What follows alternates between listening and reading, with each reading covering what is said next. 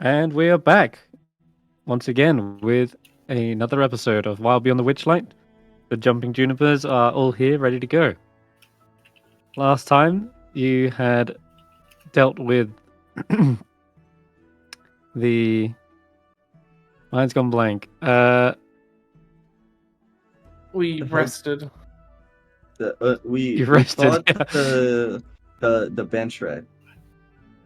Banshray, yeah, that's it. You found a corrupted ring of mushrooms, campestries, and you met Winterbow, the centaur, who told you that this place has been slowly decaying, that change is coming, and their tribe is evacuated. And they gave you a horn in case you ever need to call them and need some backup.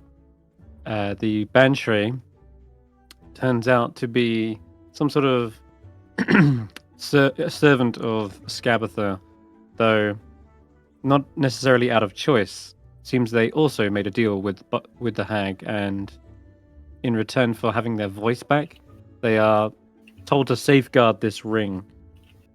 And you met Pincushion, a delightful and polite little animated doll, who told you that she would get you an audience with Scabatha, and as long as you were all promising not to hurt the Banshray or do anything, just to talk. That was basically it, just talking.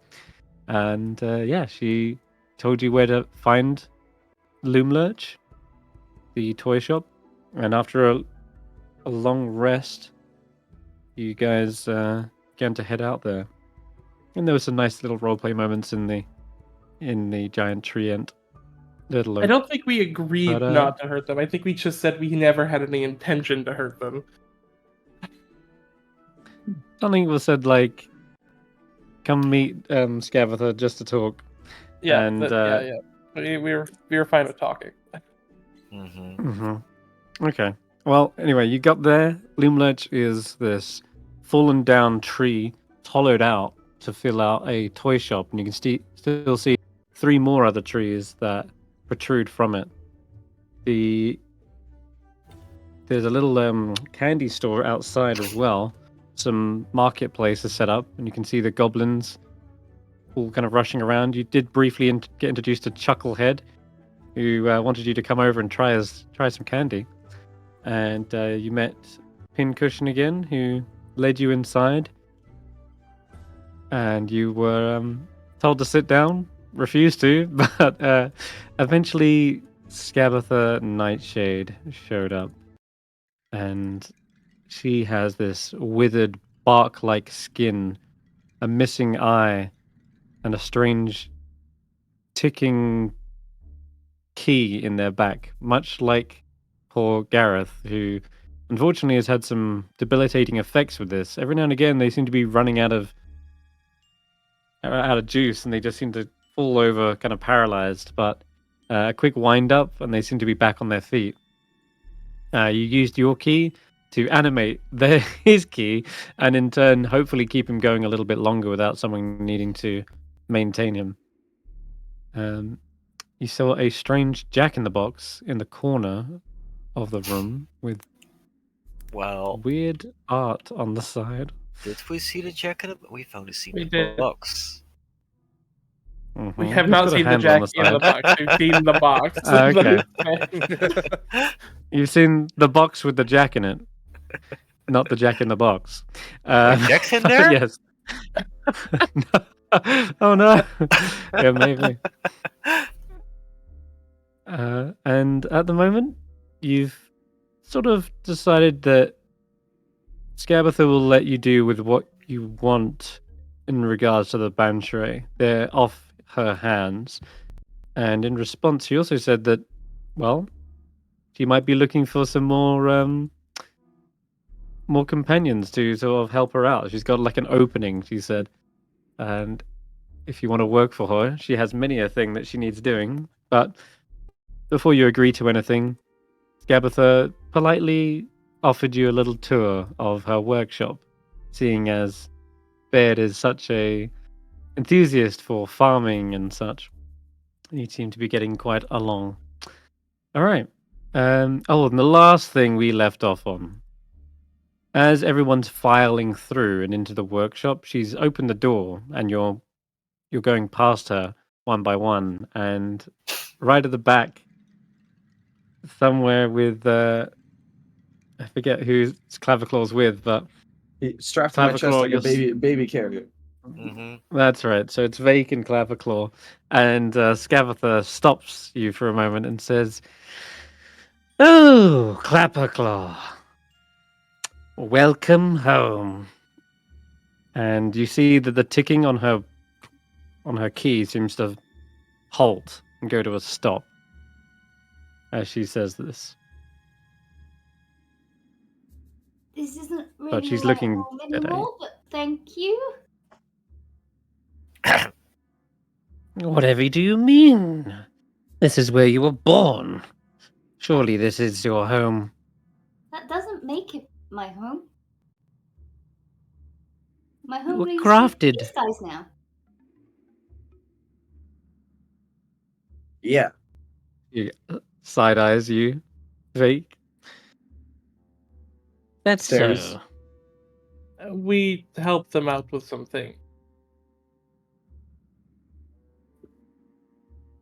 See, they got me my head back. I lost my head. And they helped me get it back. So, yeah, we're kind of family now. Family? I created you, Clapperclaw. You were crafted on these very tables. I know. Am I not family? No. I'm like Yeah. your granny. Yeah, but these guys are family too. And I quite like going on adventures. I went swimming with them. Well, I kind of floated, but and we jumped into weird holes and I met strange frog creature things. It's been lots of fun. Though I Well, did die a few times. well, that's why I got that spare bag of stuffing. I wouldn't want any harm to come to you. So I don't know. I think it's been good. I hope I've been helpful. All too. right. I mean, you made me to be helpful, and feel like I have been helpful. Very much so. He seems to nod, acknowledging all of this. Well, I see. A new family, eh? She looks around at the rest of you. I suppose that sort of makes us extended family then. As such, I would love it if you just called me Granny.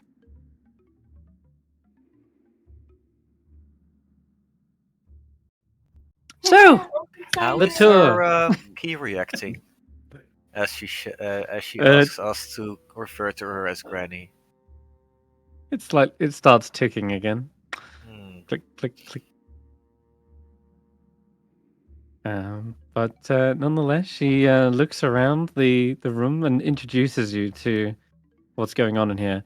And I gave you a brief description of what happened the moment you walked in. Did Nal use the opportunity to immediately look like he was actually working the whole time? Like, while Clapper was being Yes, addressed? absolutely. Yeah, so what happened when you guys walked in first, you saw this small drow child dancing up and down on this table, and you can see two other children gathered around it, and he's prancing on the tabletop with this bar of soap in one hand, while the halfling girl and the human girl giggle at his audacity. And as soon as he sees everyone walk in, he's like, "Oh, oh!" He jumps off the table, sits back down, and you can see him very clearly trying to hide the bar of soap, like keeping it either under the table or like putting it in his lap, so it's not seen by anyone. And Scabatha says, "This is Nal. Over there is Sung and Philomena." And she gestures towards the three children. They all give a little sheepish wave. And you can see they're clearly like working on some sort of set of toys. You got like little dolls and bricks.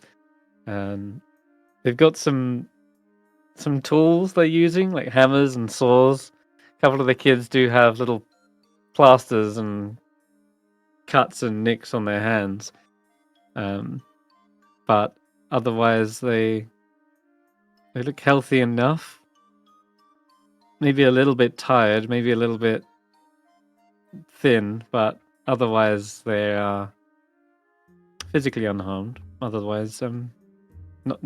Yeah, it seems to be not a happy place, but they're getting work done at least. Garreth says, "They're making all sorts of new toys. Look, we have a new rocking horse." And she gestures towards it. "This one's child-sized. I have one much like it, but a little bit bigger." Ah. Did you have the children work on that one, or did you build that one yourself? "Oh, that one. That one's one of mine." "Perhaps I'll show it to you later. Make sure there's lots of decorations on it, son." And she's like, "Yes, Granny. What did you want to name it, by the way?" Scabatha looks around. Yes, that's a good idea. We need to name this one."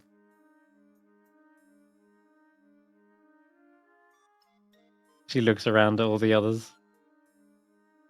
Oh, you guys, that is. Any suggestion?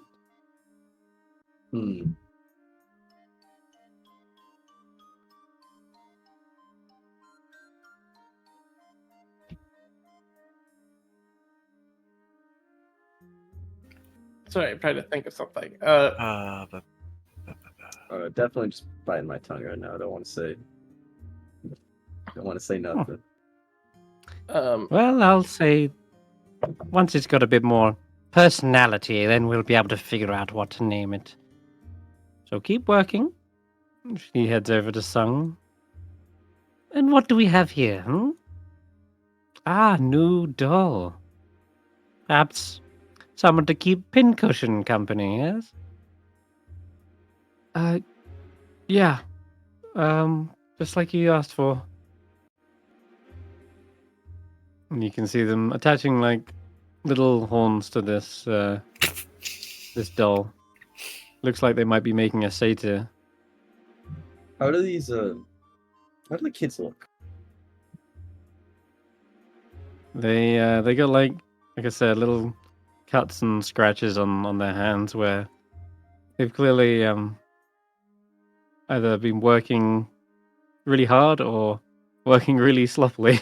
But you could imagine these kids aren't all born carpenters. They're probably made to do some of this work. Though they don't look sickly or anything. They do look a little bit, maybe just as some bags underneath their eyes. It looks like Philomena is covered in a bit of mud and dirt, like their clothes aren't too clean. And now the drow here kind of looks a little thin. Their clothes a little bit threadbare. Do you have other children working here from time to time, or are these the only three that tend to make things?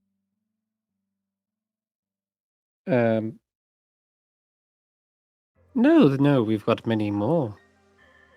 Got children that tend to the gardens, children that weave fabrics and materials, and I'm sure we'll get to meet all of them through our tour then. And we have a little cook as well. What was you saying, Nox? Not Nox. Notus. No, it's just a passing comment. Don't worry about it. Okay. She says, and this is Philomena. She is working on some wooden building blocks, perhaps? And you see this old, let's have a look. A second. Philomena is a halfling, and she seems to be working away on some sort of toy. It looks to be, yeah, like a large doll, and there's some building blocks. She's like painting and sawing up wood. And she says, well, these are looking magnificent, Philomena. And she looks up and says, can I go play with the pigs in the pig pen afterwards, Granny? She says, you have to finish your work first, but as long as you complete it all, I don't see why not. They will need feeding as well. And she's like, okay, Granny. Now, well, speaking of the pigs, why don't we head on outside and we can have a little look at the farm? What? And they pass. I just realized she passes by a bandsaw that's like literally like rusty old metal contraption. What is Kids would this not in the want to be corner? using those without supervision. Oh, what's the what? What is this over here? Oh, that's the stove. That's obviously used for. where the metal is molten.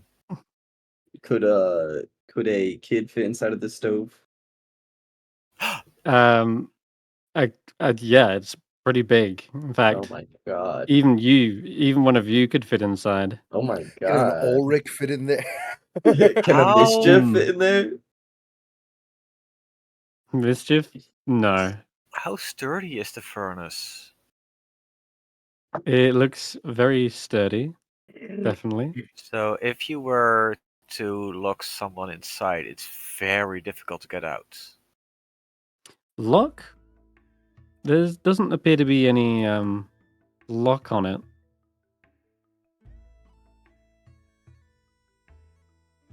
As I walking- chose my words very specifically. If I were to lock someone inside, Uh-huh. how hard is Garreth it is to planning. Garreth is planning. If you plan on Yeah. locking her in this oven, that is crazy.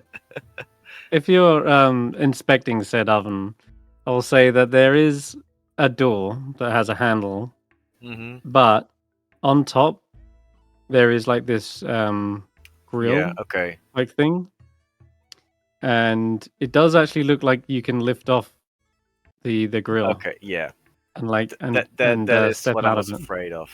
Okay. Maybe it's deliberately built like that. Maybe. Gavin has heard stories. Yeah, precisely. Uh-huh. So, She as will lead you outside though. as I walk by, I'll just I'll keep her talking so that like basically like keep her attention on me as much as possible, so that the others can kind of mill about a little more freely. Yeah, I'll whisper. She's keeping an eye on you, but yeah. Oh yeah, Go of on, course. Go on, Vaike. Just a little more. Just a little bit. I'll whisper to Null. I'll be like, "Hey, are you okay?" Yeah, I'm doing great. He gives a sheepish smile, and you can give me an inside check. Yeah.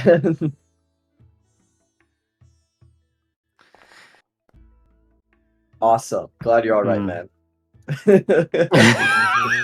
You walk on it. As you go to walk away, can you give me a dexterity saving throw, Vaike?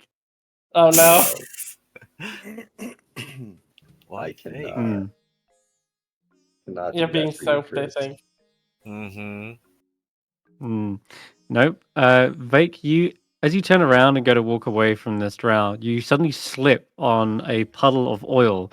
And you go basically pratfall onto the ground, looking up on the workshop's roof. You hit the floor with a heavy thud. And Granny Nightshade looks back around like, "You quite all right, dear? Oh, watch out for those. There's some oil slicks around here. Philomena, could you grab the mop and clean this place up? We're going to have another accident." And Philomena's like, "Oh, yep." And Pincushion puts her hands on her hips as she kind of walks in and says, "I thought I told you about those. Where did these keep coming from? Ever since you children started working here, there's been more and more mess." And Philomena's like, sorry.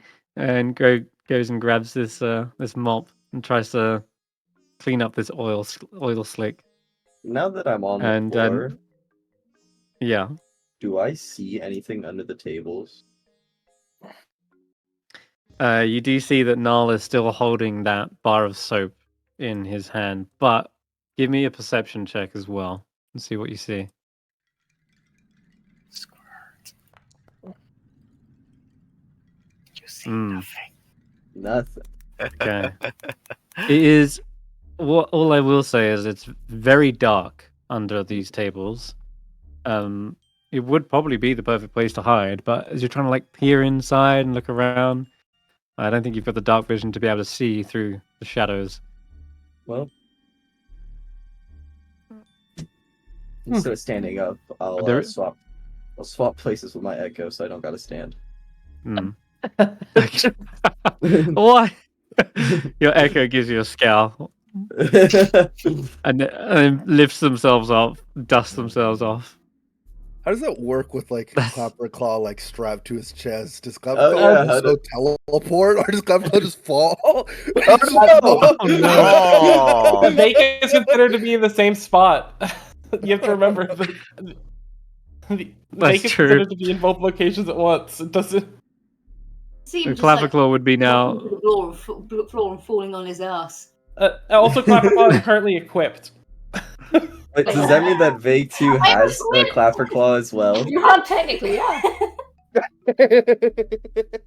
Clapperclaw would be on top of Echo Vaike chest, right? I classify at that point.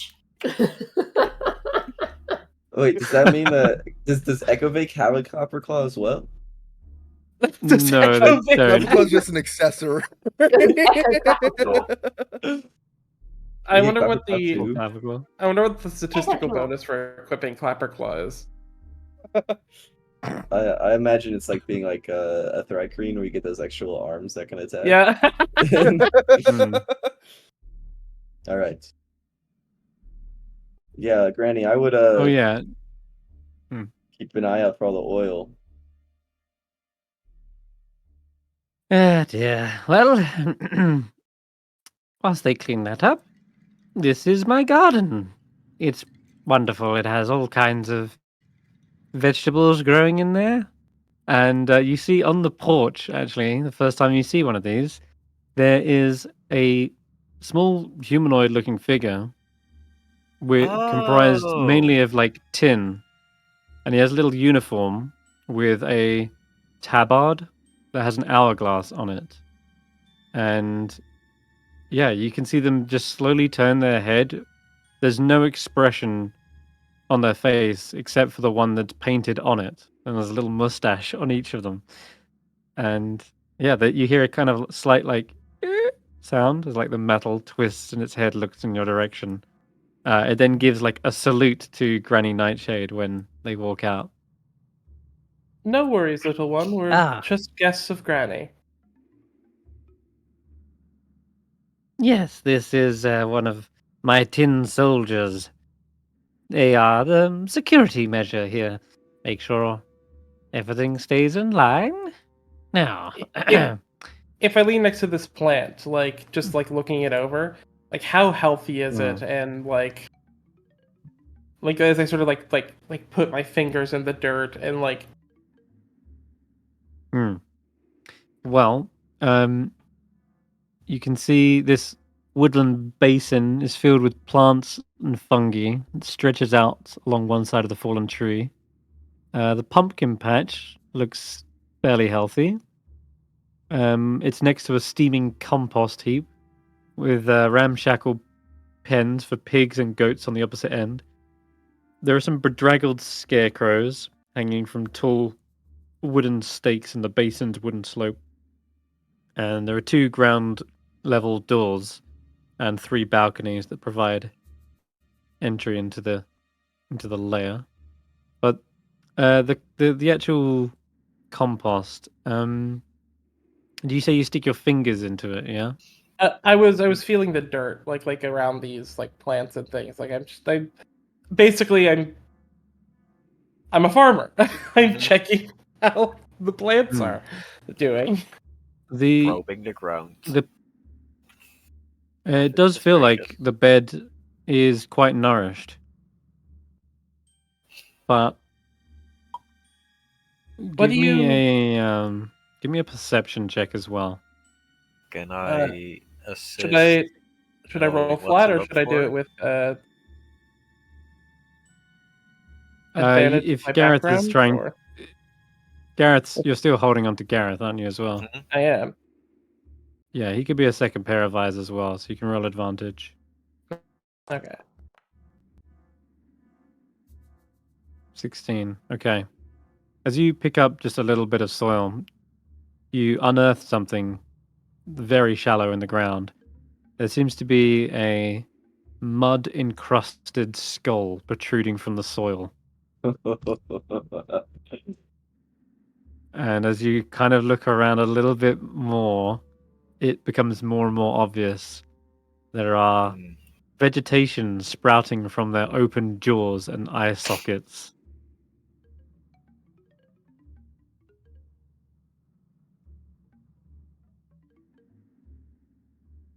How big's the skull? So yes, very well nourished, humanoid size, about your size.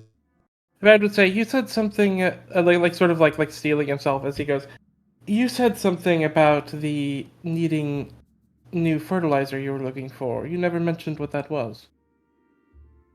Oh, yes, of course. Well, there is a very rare creature that produces the most potent and magical dung in all of Prismere. You might have heard of it before. I need Jabberwock dung. Oh! With it, well, I can produce all kinds of marvelous things. So, you do. I know where it frequents as well. You know where it frequents? There's a place called, yes, there's a place known as the Floating Isles. There, it tends to perch upon the floating rocks and, well, does its business. In that context, we'd been hearing stories, old ones, on our travels here, that to deal with the Jabberwock, should it need to be done or fought for some reason, that you'd need something in particular, a blade of some sort. You've heard tales. Yes, there is indeed a sword. But I'm afraid I've heard that it was broken, shattered, and irrecoverable. Did you happen to have any of the pieces of it? Goodness, no. I'm afraid not. Is she telling the truth, Chris? How's the key looking? Yeah, you can roll an insight check.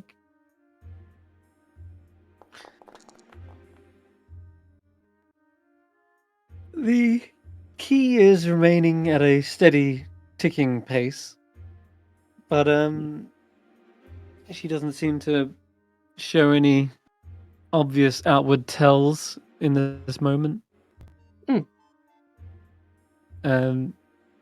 As you're perusing the garden, I just realized there is something else. There is one skull, or rather head, that isn't quite rotted all the way through, and it's over on this patch here with like the cabbages.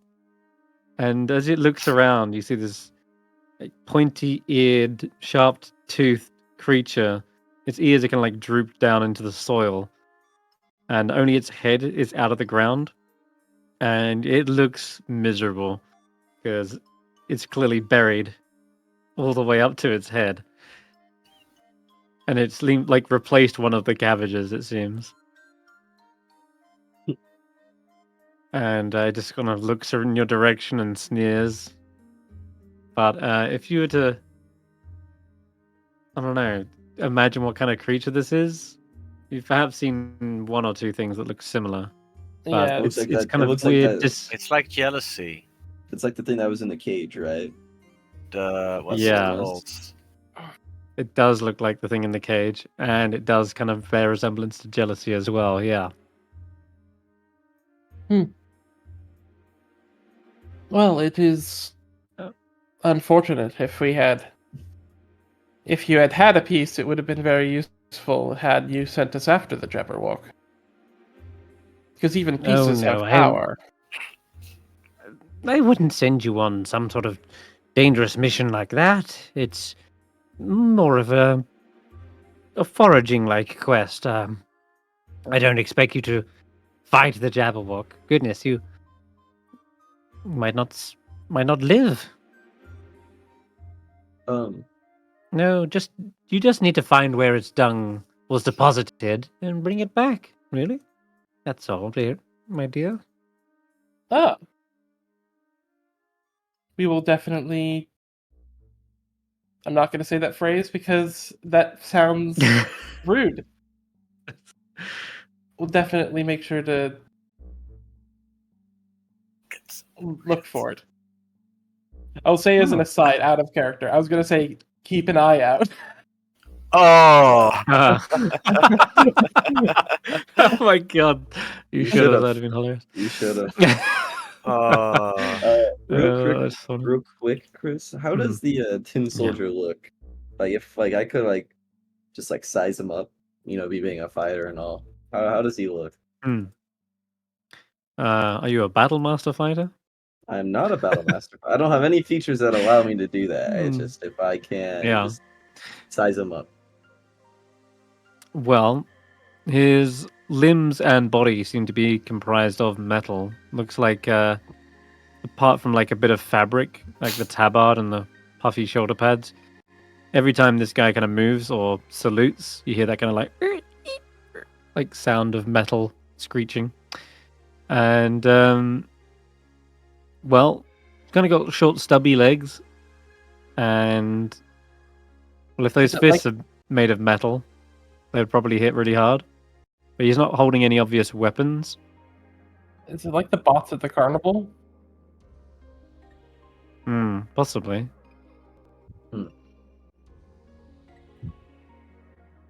And, where's Ulric? I think he got left behind. I'm over here. What the heck? Okay. I was just I'm gonna just say, tools, sorry. Yeah. He was looking at he was looking at a toy and drooling like. Just grab it, eat it off the table. You come out here and you're feeling all kinds of itchy and hungry. Definitely. Everyone can see probably hear Ulric's belly grumble when they come out into the farm. Can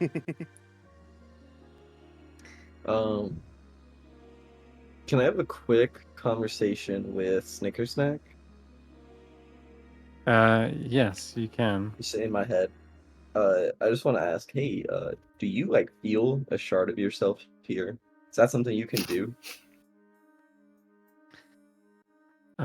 Sense it. Yeah.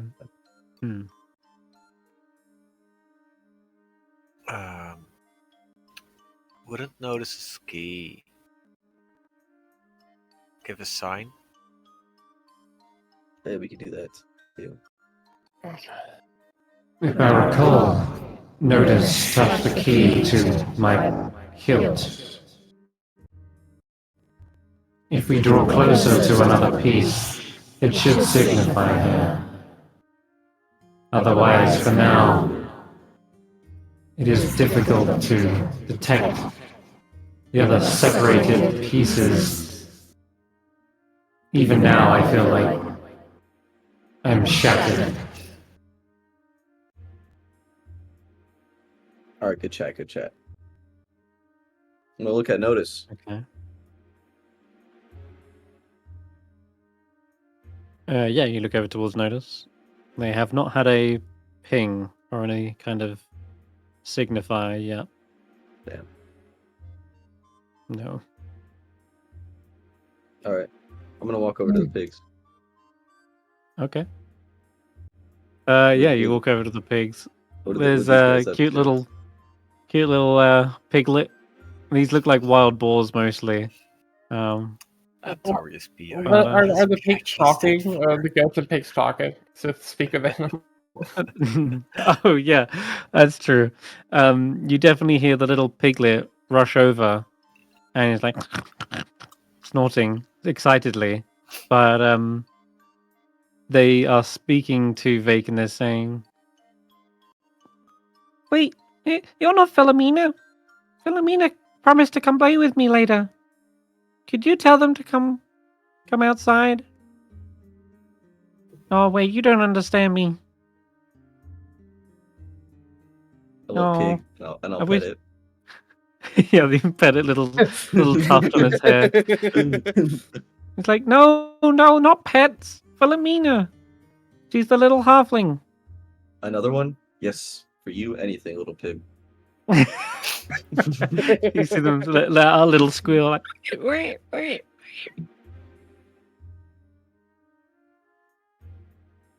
And then they're like, well, actually, your pets are just as nice. What? Who needs Philomena? And they're like, hey, Chubbo, come get a bunch of these pets. It's really good. And like you see another pig kind of like VIP. waddle over. Yeah. Notorious There's a VIP. bunch of them. Baird will ask Granny Nighthawk, so what did that one do to get stuck in that situation, and point towards the creature in the cabbage patch? Oh, that's maliciousness. They a little bit of a handful. So they're having a timeout until they've been their grounded. attitude improves. Exactly. Ah. No, they're rather rude. Made quite the mess of things. What's to do with these pumpkins over here? What Look was at what these. was the mess they made? Out of curiosity. Oh. They ripped a bunch of my favorite carpets, and they also broke into the pantry and stole a bunch of food. And what else did they do? Where they snapped a bunch of toys, and they even scratched my wooden rocking horse as well. Left a scratch in the paint job. Perhaps So until they learn manners, they're sat here. Perhaps me and my friends might be able to take a look at some of those. Maybe we might be able to get some repairs done. Many of us are quite skilled. We might have the skills needed to do something. We could always take a look. Roll a persuasion check. I'll add in. If you ever need someone punched in the face, that's my skill.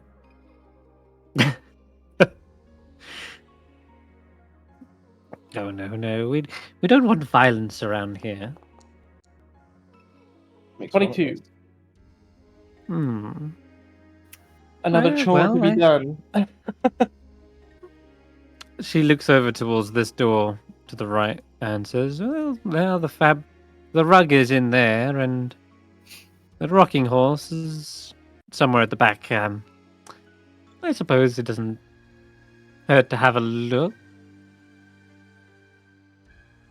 We can do this after the tour, of course. If you just so we aren't taking up too much of your time, of course. We can always do it on our own time after the tour's over. Okay. Ulric, then, as you near the pumpkin patch, you can also make a perception check as well. Oh, come on, -3. Come on, natural 20. Yeah. -3.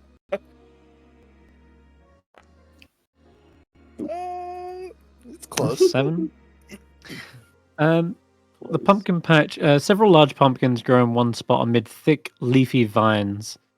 And some of these pumpkins look quite, fat and ready to burst. They're like, whereas several of them look more shriveled and fallen over.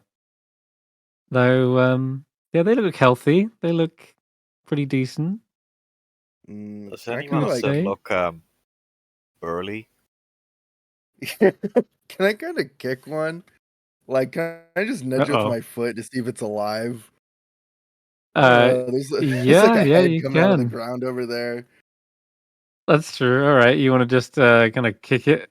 Nudge it. Like, Nudge a little tap, a little love tap, just to see if it's alive or not. I guess. Okay.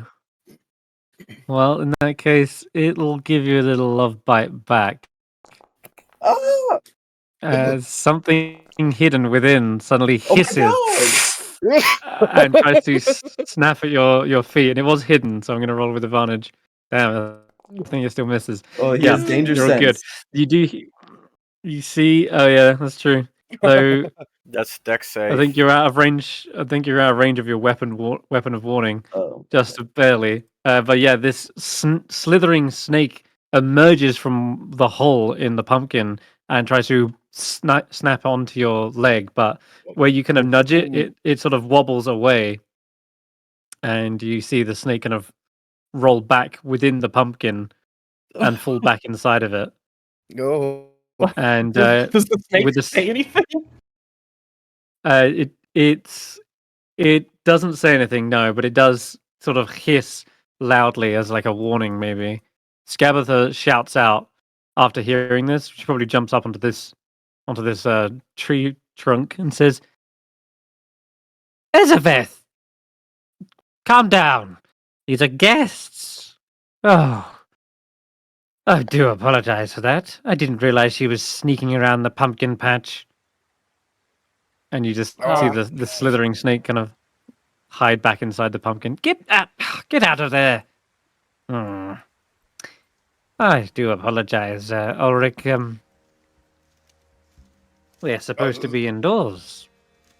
Oh, that's the only one. There's not like more, right? Oh, Elizabeth might have some friends. I'm not gonna deal with the pumpkin patch right now. Well, would you like to see the weaving station instead? All kinds of colorful fabrics. Notice, you want to see the weaving station. I've wanted to see it since you first mentioned it, I'm not gonna lie.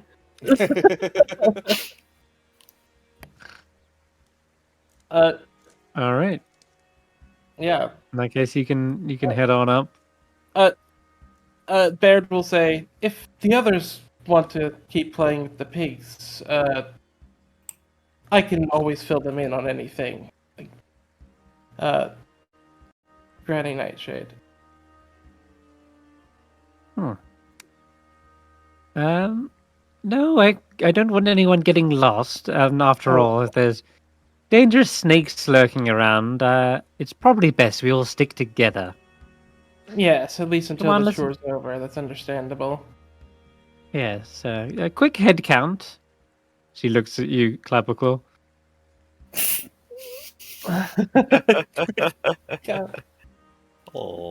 But yeah, you are kind of gestured over. The pig does like can I squeal. pick up the little one and take it with me? A little oink. Oh, you can, but Granny Nightshade does turn and say, "Oh no! Leave that one behind. It's not a souvenir." No, well, I'll put it back. I'll take care of it. Please, can I have Please. it? Please, Granny, please. Please, Granny. I think he just wants to pet it during the tour. I just want to walk around with it. I'm just enjoying all the feel names safe. of all these little animals. Yes. It's the My goat friend- named Brenda that got me. My friend here was a Brenda. squire. He didn't have much opportunity to deal with animals. You don't so gotta give my whole backstory. I just want to hold the pig. It's the only This thing little that guy. makes him happy. Please let him hold the pig. There's a Grump Junior. No, Yeah. sorry, Steph spotted it. I'm having an emotional Grump. moment.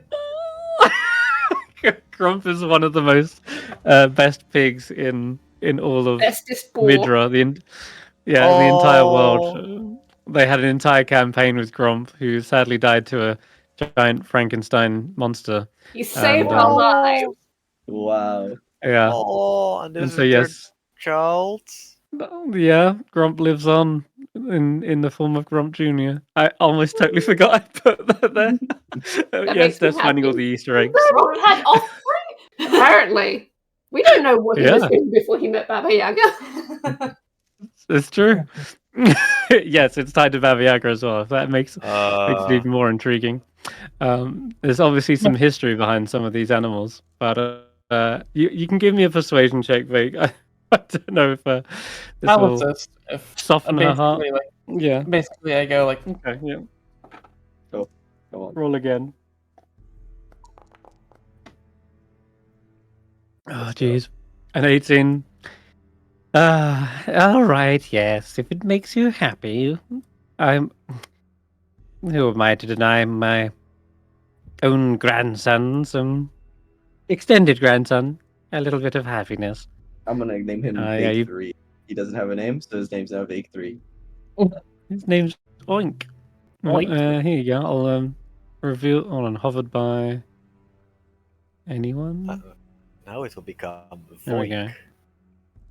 Voink? I forgot. Boink. What a great name. Boink. Voink. That's a big. fake oink. Boink. Foink. The tin soldier looks down at Mischief, and Scabatha says, "Oh yes, I'm not sure your frog will be able to get up here. It's up a ladder." But I also would not leave him unattended in your garden. Yes. He is How a mischief tall is the maker. ladder? That's a good question. How tall is the ladder? How tall can you jump? 20 feet. Okay. Well, yeah, on this map it looks absolutely huge, but it might just be that big. The ladder goes up some 40 feet on the map. I mean, if I can leave him in the Yeah. workshop, is probably safer than leaving him out here. Otherwise, he's literally going to eat everything. Mm-hmm. Hmm. He is, I'll tell you what. We'll take the stairs instead. She goes back inside, and I'll take you to where you need to go. So as you go through this door here, you end up in. I think Well- Vaike would let Philomena pet Oink. I before. wanted Philomena to pet the pig. Oh yeah, for sure. As soon as you come back in, Philomena's still like covered in oil after mopping this stuff up, and she's like, "You've got Oink." And then I'll hand off the pig and be like, "Do me a favor and go put him back with his friends and get him something to eat." Oh, okay. While we're She going looks through, at I you will guys finish and- cleaning up the shop with prestidigitation so that she technically did what she was asked already. Oh yeah, that helps. I was about to say she's like looking at her hands covered in oil, but if you clean her off, then she can take care of Oink. And you see the pig squeal in delight, and they definitely say like, "Philomena, I was waiting for you." And you see them head off on to the farm outside. And they actually, Vaike, as you do this, I need another no. deck save from you. I hope I fall. Why is he the one having to make deck saves? I know why. As soon as you begin to head out, you see there is another puddle of oil just appears in front of you out of nowhere. Like the whole place is just being cleaned up. Philomena just did it, and yet somehow, as soon as you're about to walk out, a puddle right in front of your feet, and you see it It's just before a you case slip of on like it. your feet are now slimy, not your hands. Yeah. Yep. Can I pretend to fall again? Yes, you can. You can basically you can choose to fail and I'll just choose fall to down so I prone can again. fall. Yeah, you deliberately walk onto the puddle, slip, fall down again, and you crack your head against the floorboard again. Do I see anything on the ground? Give me another perception check. I'll say with advantage now. Now that you're kind of cluing in, there's something going on. That's pretty good. Let's see if it beats. If I need to, I can add a. It's squirm. Bardic hands. 20. Let's think. Oh my god! Yeah, you can't see it. Whatever it is, it's something that's out for you specifically. But there's a moment where you swear you could have saw something, but it's too dark underneath those tables to really tell. And yeah, it's bizarre. And you get back up, and as you're about to walk out the room, there's also like a set of ball bearings laid out, and there's a couple of like little cars as well in your path, not anyone else's, just yours. That wasn't there before when you when you fell down. I'm going over to every table. And I'm looking underneath every table. Okay, roll me a. Oh my god. Hold on, I'm gonna check this. Let's see what these count as. This is gonna be another deck save, isn't it? As you go, as you go over to another table. Hold on. Yeah, another deck save, please. Oh no! Damn oil. You don't want to feel this time. This time you do take a point of damage as you kind of get up, frustrated, walking over to one of the tables. You end up stepping on some really sharp nails and tacks that are left out on the ground next to you, and you can see the can that had them in has clearly like been tipped.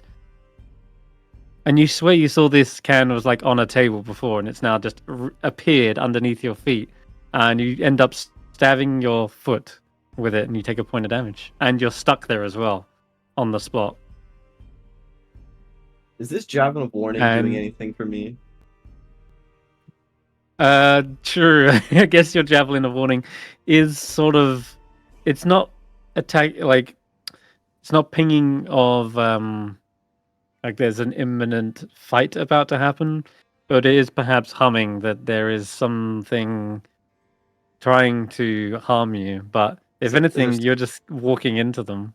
Is it under the table? Under this table?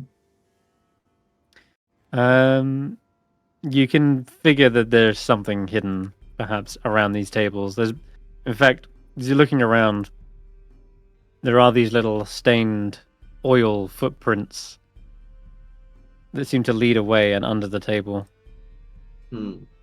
They are very tiny humanoid. They're small humanoid little footprints, barefoot as well.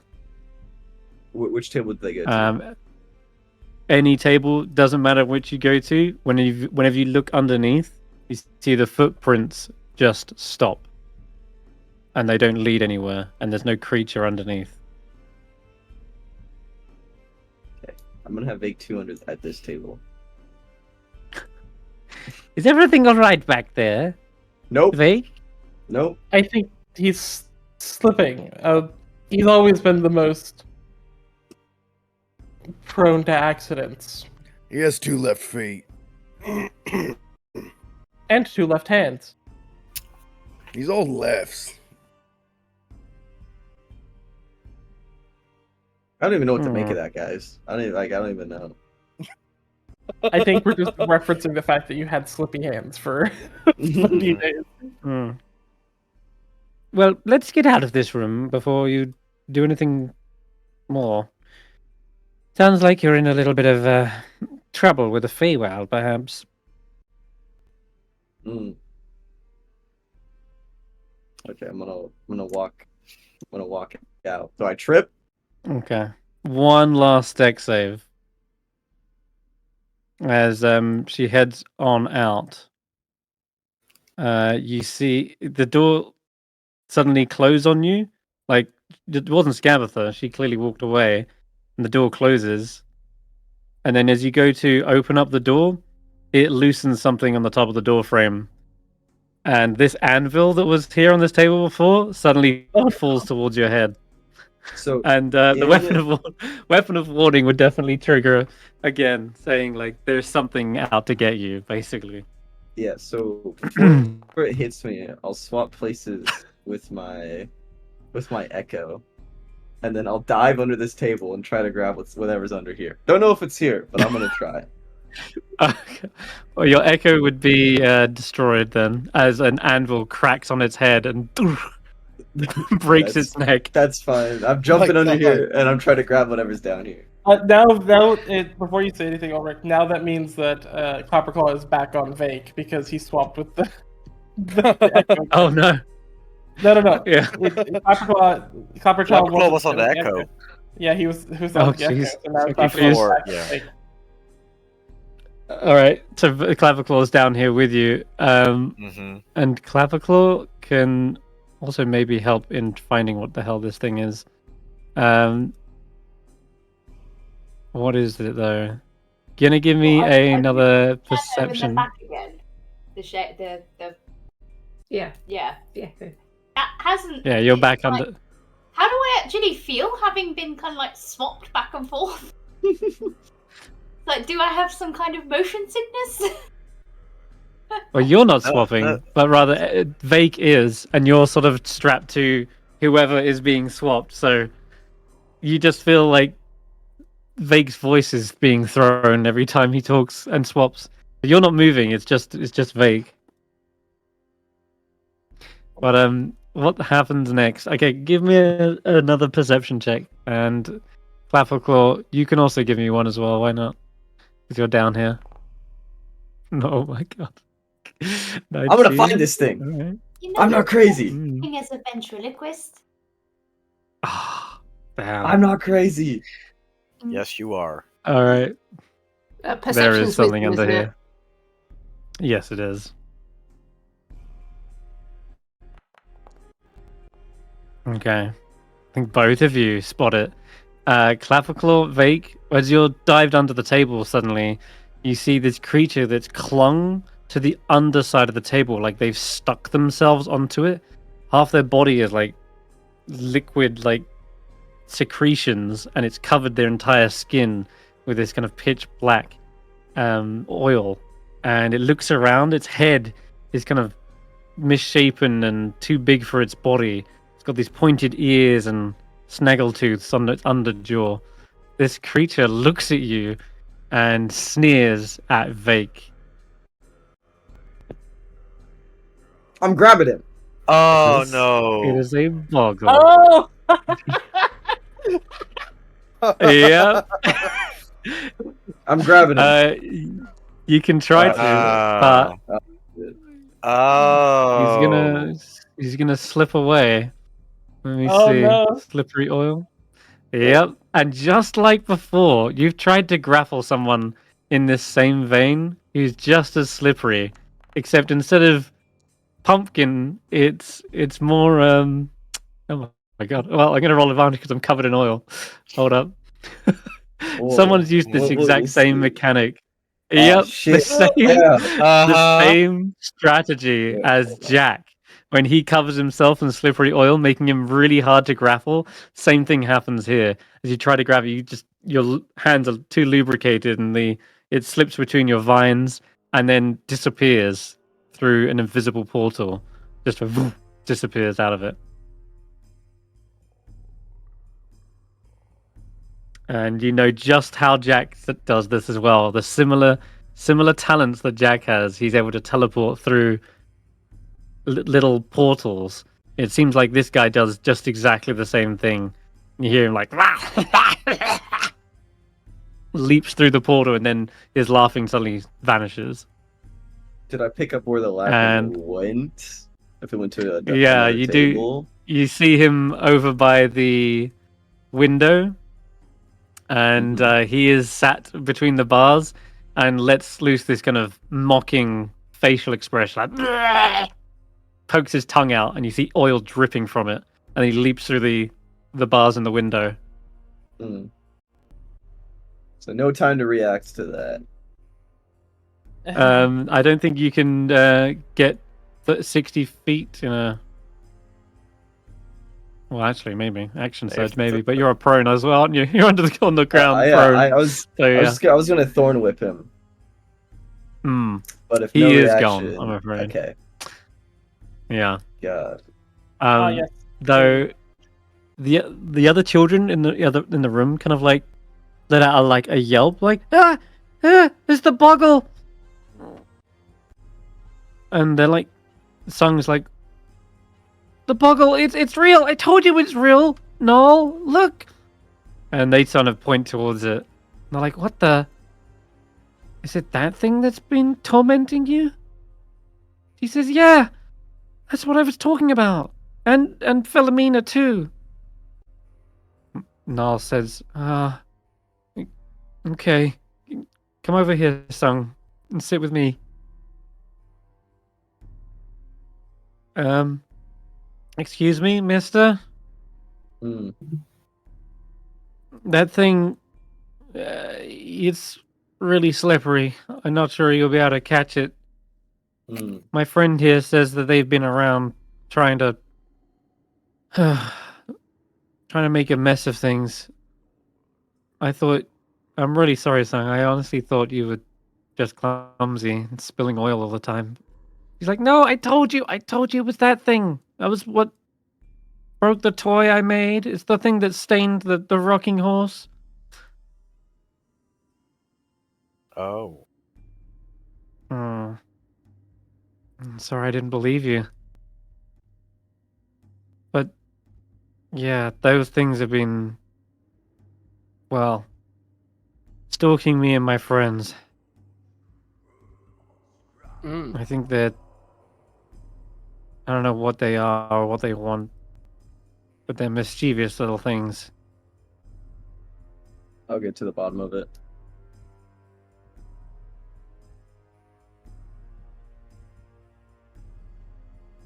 Pincushion is also present as well, and she sees all of this. Boggles. That's a problem. She sort of trots into the... Hey, Granny, you got a boggle problem. It looks as though the children are perhaps manifesting some sort of fey creature. She looks around and says, should we hire these fine adventurers to deal with the problem? Or should we leave them as is for now? Granny turns around and says, oh, boggles. Well, I'll have to add it to the to-do list, but I won't let it interrupt my little tour right now. We'll discuss this later. Of course. For now, let us...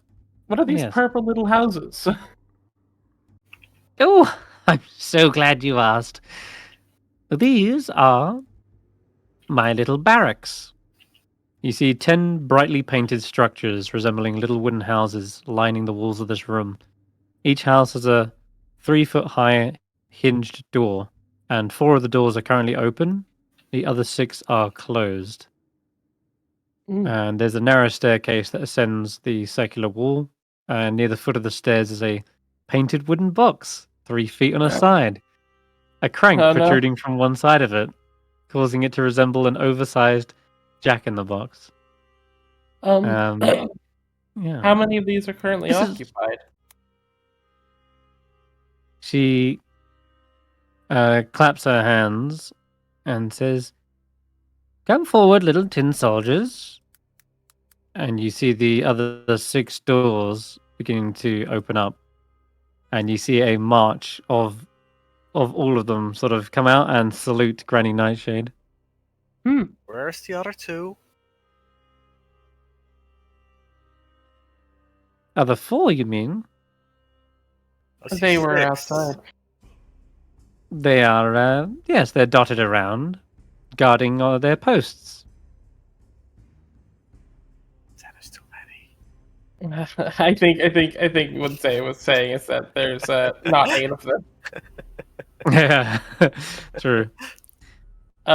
And Baird will pull out their sort of like pan flute and like sort of mime a parade march with like an army parade march, like sort of tune for a moment as they like march back and forth. As you do that, you hear the rhythmic drumming of something as out of the woodwork you see this drum waddles behind the troop of cask-shaped tin soldiers, and as it marches into view, you see it's got 2 little drumsticks and a pair of stocky legs, and it's striking itself with a pair of tiny drumstick like arms. It's like there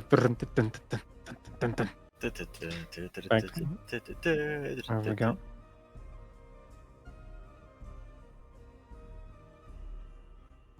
Yes, yeah. And all the tin soldiers fall into line, and they seem to do a little show of like a demonstration of power. And as they march up and down, following the beat of the drum.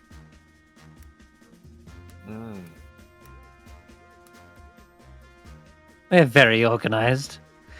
They make sure everything stays in line. No one gets on the wrong side of Granny, that's for sure.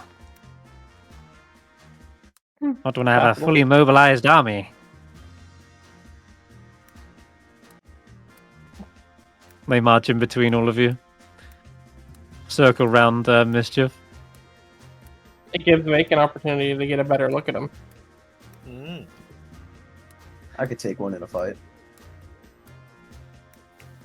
They seem to be less. They look to be less creaky, and their movements seem to be sharper and faster as a result of listening to the beat of the drum.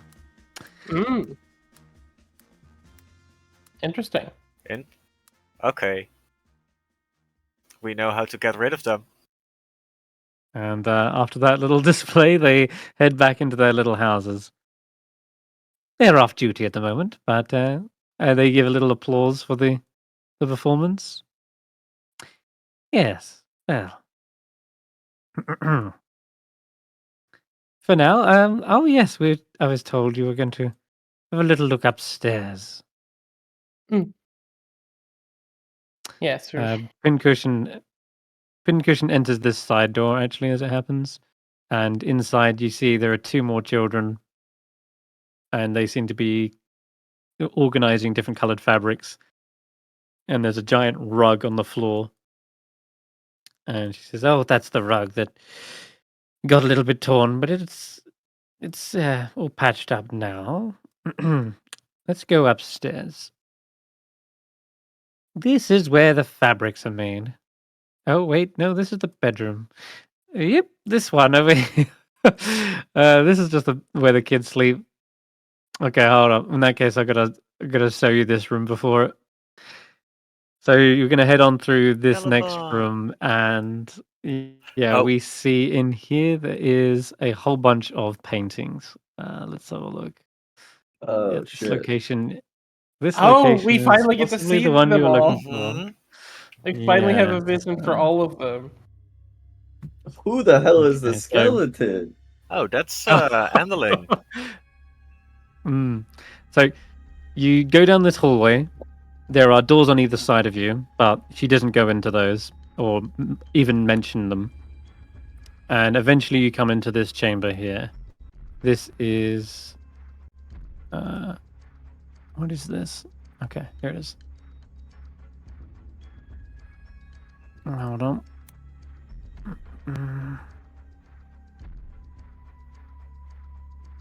I wish it was all in one place, but it's not. Here we go. Alright, so this, she says, oh, this is a little family tree. And this room has 3 doors and a wood-carved staircase that ascends to a higher level.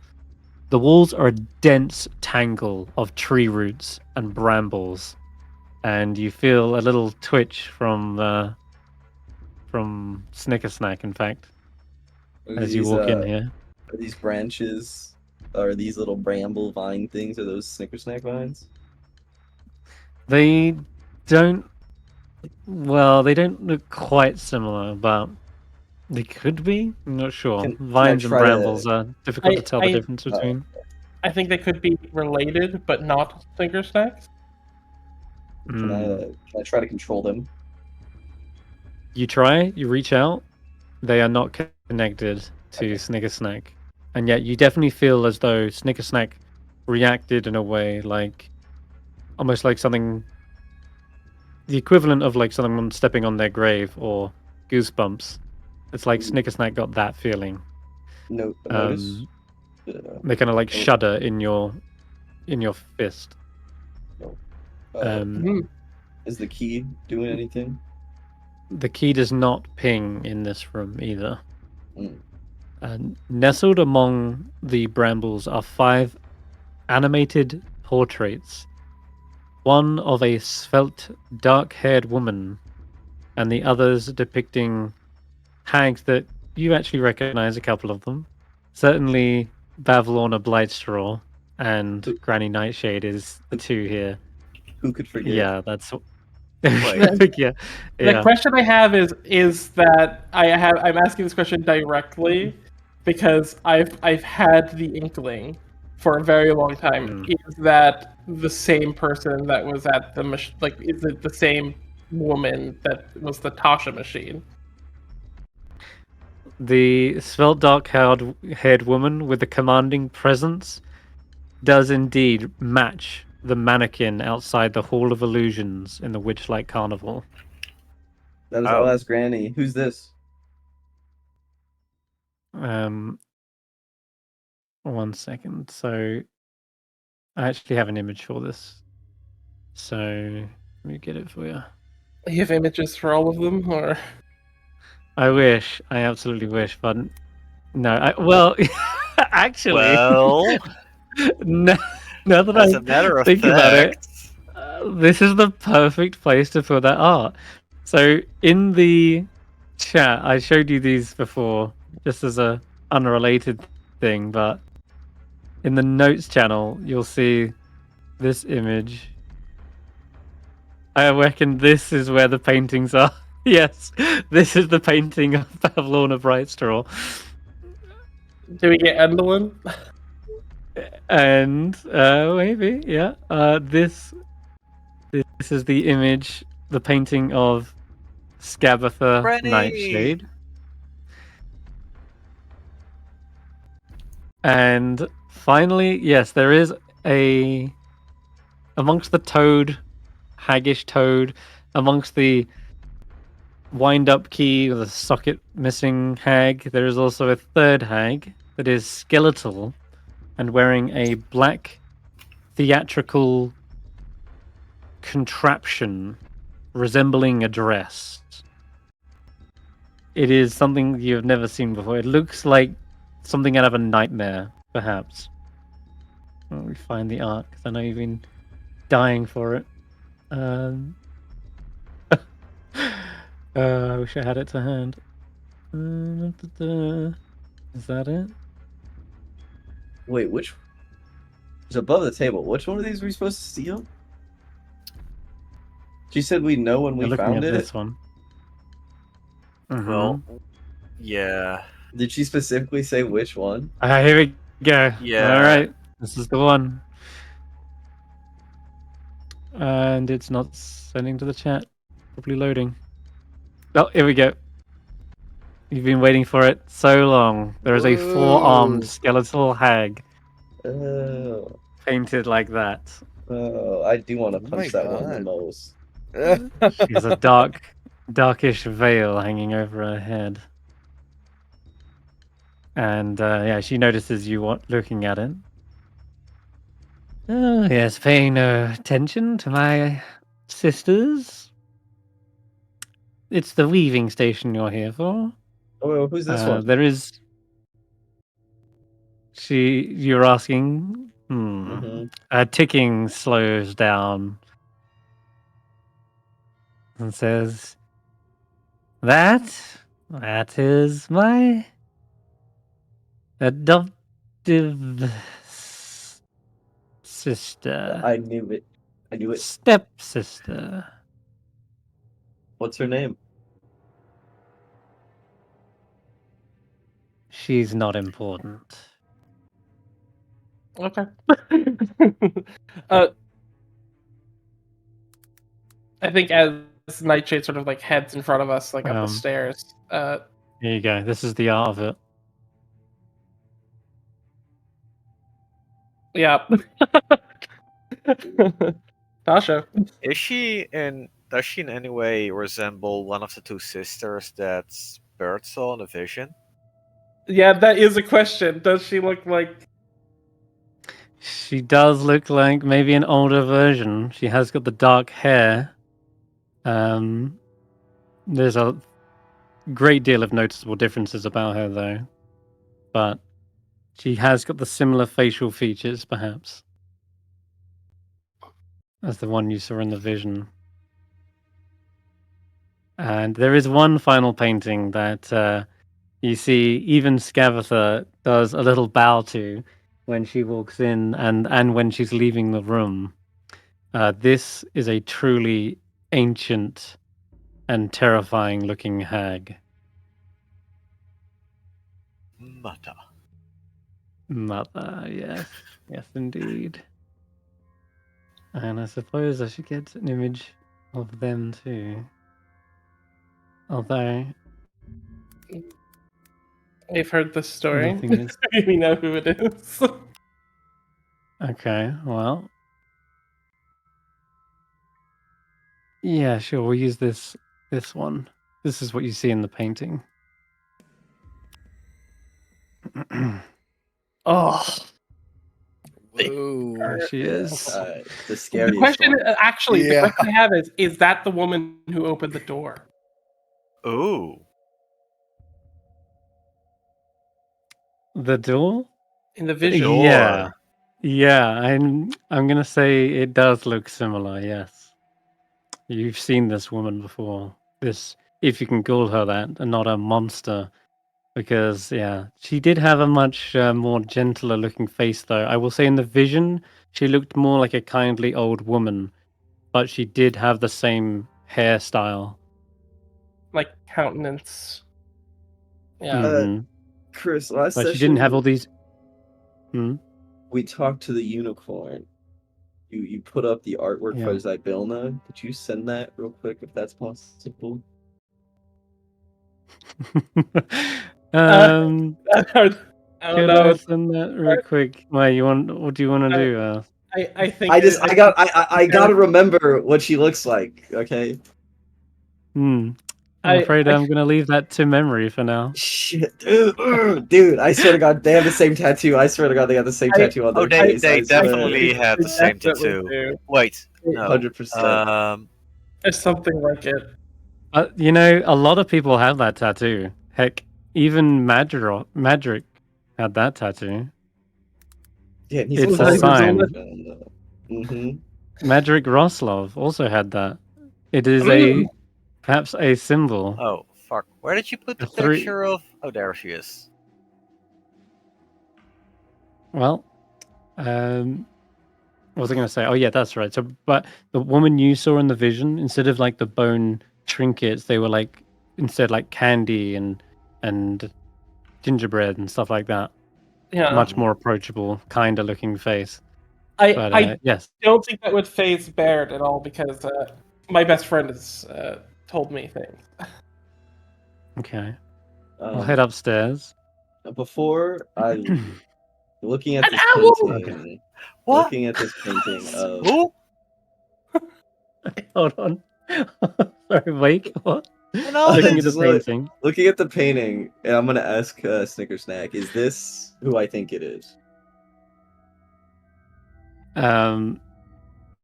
Snickersnack does not respond immediately.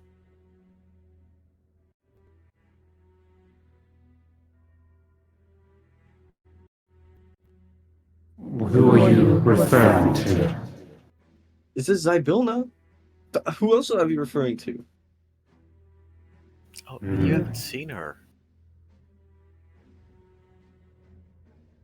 This is not Zybilna. Now, who is this? I do not know.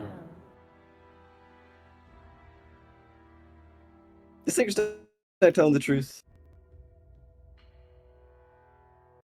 You can roll an insight check.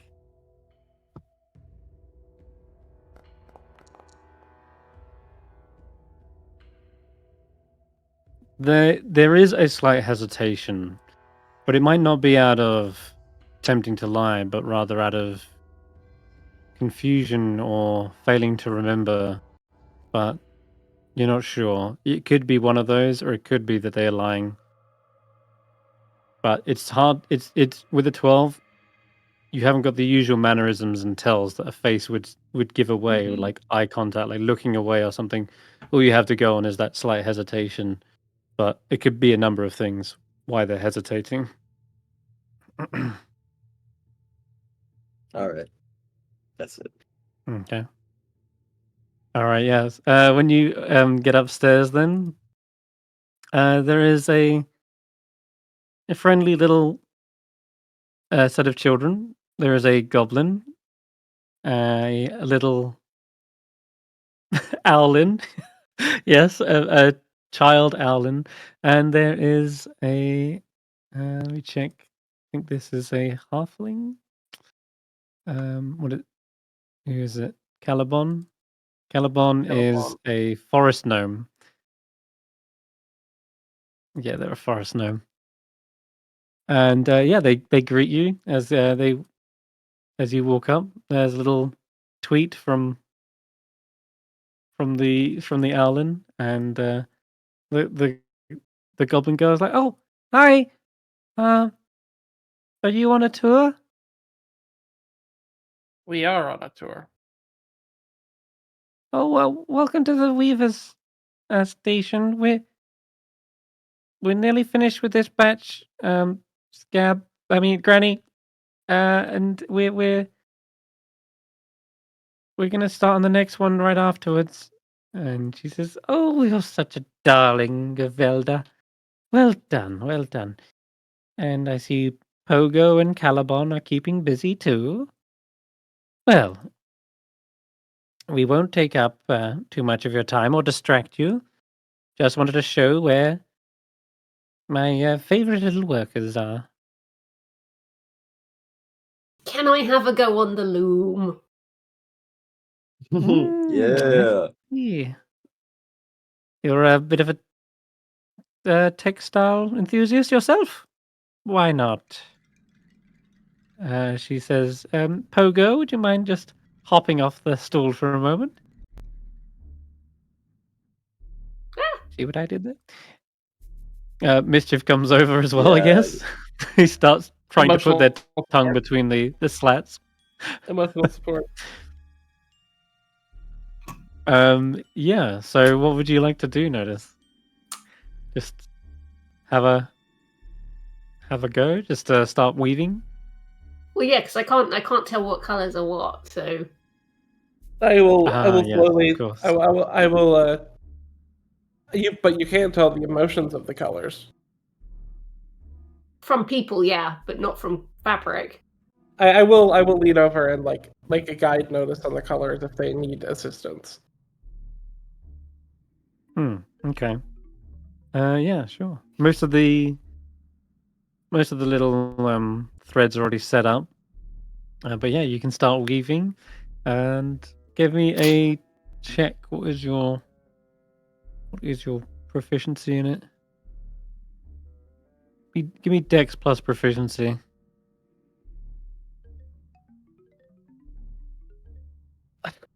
We do really have the most normal backstories ever. We have Squire, Squire, Seamster, Farmer.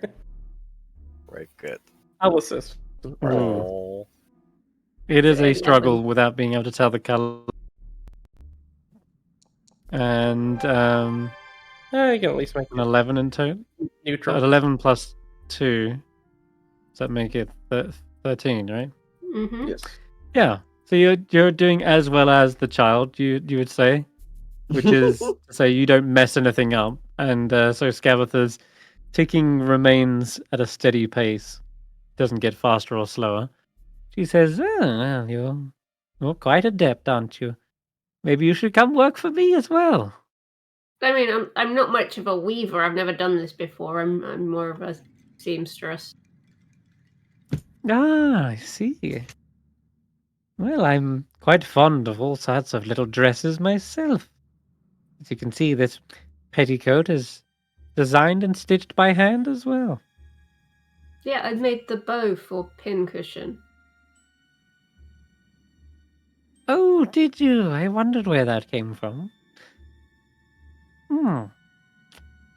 You see, also as you're weaving, there are some colors that you do see. In fact, out of all of the thread, there is one color that seems to blend together. An aura of emotion surrounds this thread. And that aura is loneliness. Oh, that's It is. It is a very sad thread that is being spun. The question that I have, this is more my question. Is that color familiar to Notus? Oh yeah, it should be. Yeah. It is. It is exactly the same orange as Jack. I imagine the more that Notus is weaving, the like her mask starts turning the exact same color because it's reflecting because she's so focused on it because it's the only color she can see.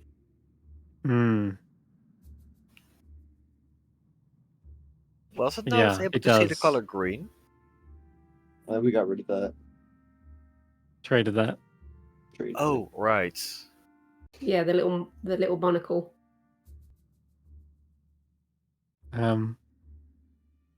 Yeah, you look and you look across and you see that this little owlin also seems to be emanating the same color as the thread as well, as do most of the children that you've noticed up till now. And it seems to be seeping into their toys, into the thread, into everything they do. Their loneliness is being replicated into the world through their actions. And it's no wonder there's a boggle infestation, because it's a strong loneliness. I'm gonna shuffle down the bench a bit. I'm gonna pat the seat next to me for the owlin to come and sit with me. Oh, okay. Yeah, they hop up onto the stool. And I'm just gonna carry on weaving and like just chat to him. Okay. As you're weaving and chatting to them, what do you talk about? I obviously he's an owlin, so I'm gonna tell him all about Juniper and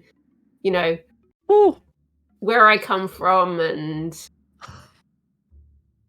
all about like the carnival and. Oh, that sounds exciting. A real owlbear. They're like She was cousins very, of mine. very cute.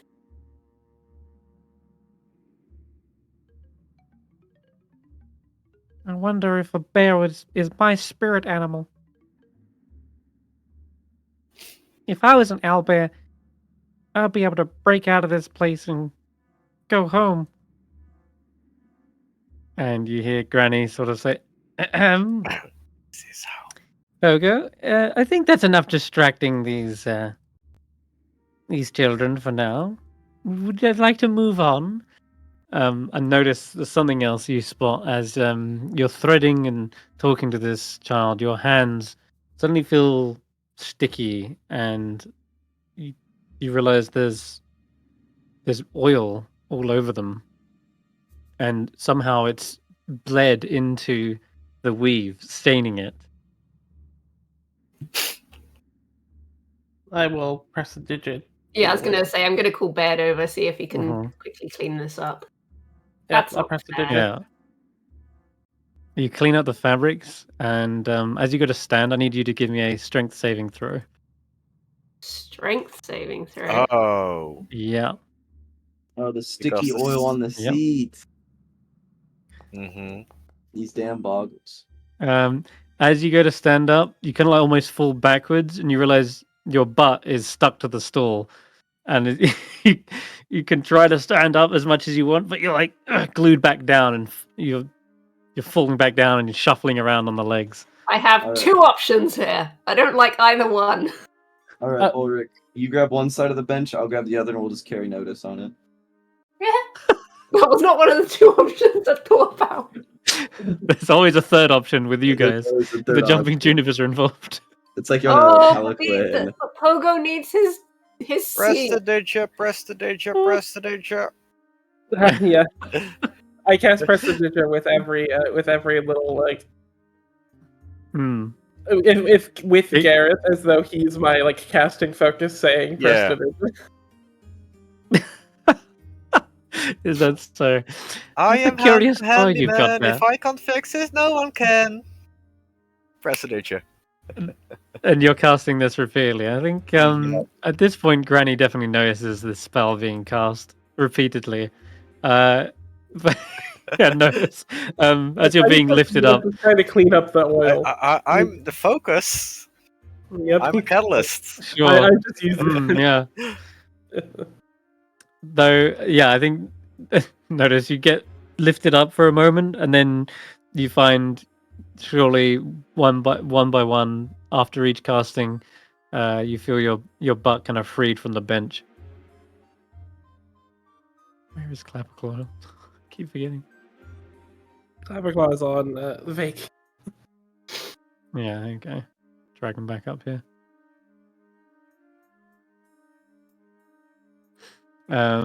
But just as many times as you can cast prestidigitation, I can make more sticky oil.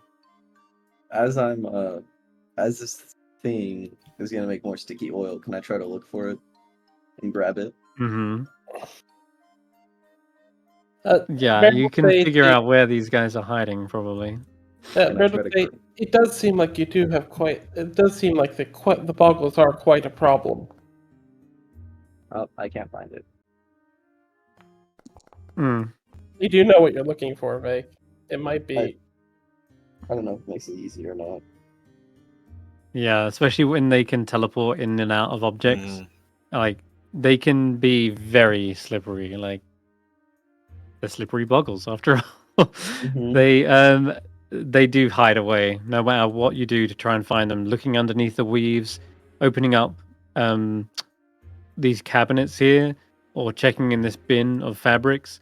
Every time you feel like you're about to find it, it's almost as if it shifts position to its previous hiding spot. And so, even if you're systematic in trying to find him, this boggle evades you every second. And now you know what you're dealing with. You realize probably what they're doing is just that, teleporting back and forth. You said you may want us to deal with the boggle problem, Granny. Yes. I think maybe. Though I will say, they only seem to be irritating you when you interact with one of my children here. But they've been tormenting the children too, so I get it. I'm going to walk over to the little Owlin, and I'll take I'll take out my pumpkin cupcake that magically regenerates itself every day. And I'll offer it to the sad owl. Actually, no, the owl's already happy. Caliban. I'll offer it to them. Caliban? Yeah. Okay. Like, wow, is this for me? For you. And I'm ready, Chris, to jump on this boggle. Okay, sure. Sure enough, you feel as though... Actually, yeah, give me a dex save. And we'll see. So I'm ready for it, dude. If you can... Anything special? Javelin of warning? Anything? Javelin of warning? No, it's not attacking you necessarily, but they're playing small pranks. And I don't count that as like trying to attack you. Okay, what you do see though is a oil-covered hand hover above your head out of thin air, just appears, and you see it's got a large blanket, and it tries to drop it on top of your head and like blind you, and you're able to dodge out of the way of it, and you can still see its hand like pulling back out of the portal. Okay, give me a athletic check. Come on, I'm grabbing this thing. Beat a 26. Okay. Oh, I got an old 17. And you grab a hold of its hand momentarily, and you see this creature's like pulled slightly through it, and it's looking at you right face to face as you've grappled it. Gotcha. It's like, let go. Granny, I got one. Off of me. Granny looks over towards it and says, "Oh, well done." She's... What does she do? Yep, she comes over towards it. Now just hold it still for a moment. Yes. You see the boggle trying to wiggle out and get free, and suddenly Scavatha's nails and claws reach out. They go hardened like sharp branches, and she rakes her claw across the boggle's face. Oh my god. Oh god. Oh my god! Jeez. Jesus Christ. Excuse me, what? Ripping it into pieces, and you see instead of blood, it is flicks of oil splatter across everyone's faces in the room as you hear the boggle like choke on it, just like and just basically ripped into pieces. Is there any way I could not let that? I didn't want her to kill it. Too late. The consequences of your action just got ripped apart. I thought she was gonna like talk to it.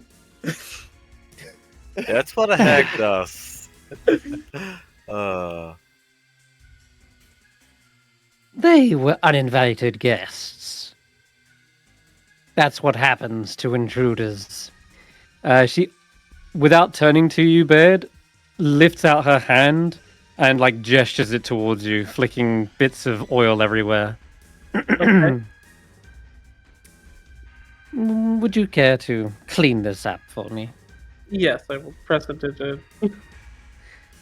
And as that happens, you see her hand kind of shrink back down with the cracking of wood as it does.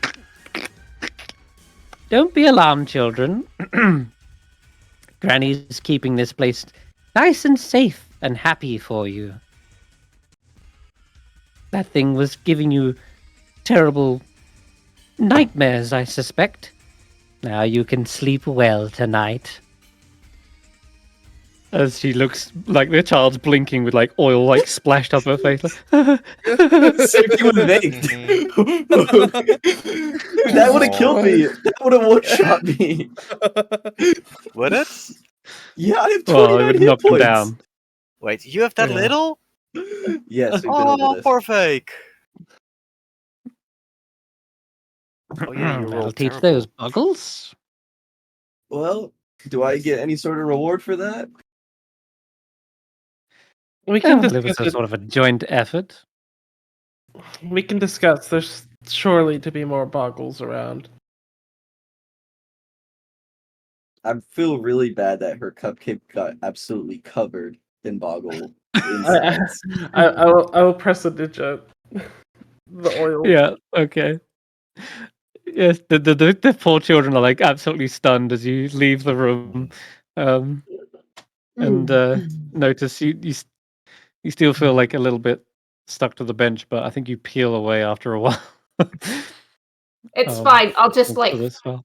grab a bunch of buttons from my bag and just slam them on my butt. I don't know. Accessorize. Fine. Mm-hmm. You got it. Yep. Just to cover up any more stickiness. The legendary button butt. Button butt. It's new armor. All right. It's New new armor. armor. Yeah, it's basically a shield for if people are It's attacking like from scale behind. mail, but with buttons. Protect the booty. I think with that, actually, she sort of says, "Well, I think that will conclude our little tour. The rest is just the kitchen, not really part of the workshop. But Oh, can we see the well, kitchen? we'll take you back." No, it's about- it's cluttered. It's a bit of a mess. But I'm kind of hungry. We could clean it up for you. Yeah, we could definitely clean it up. We're quite feel better. Well, you see, that's Mishka's job. That's really down to her.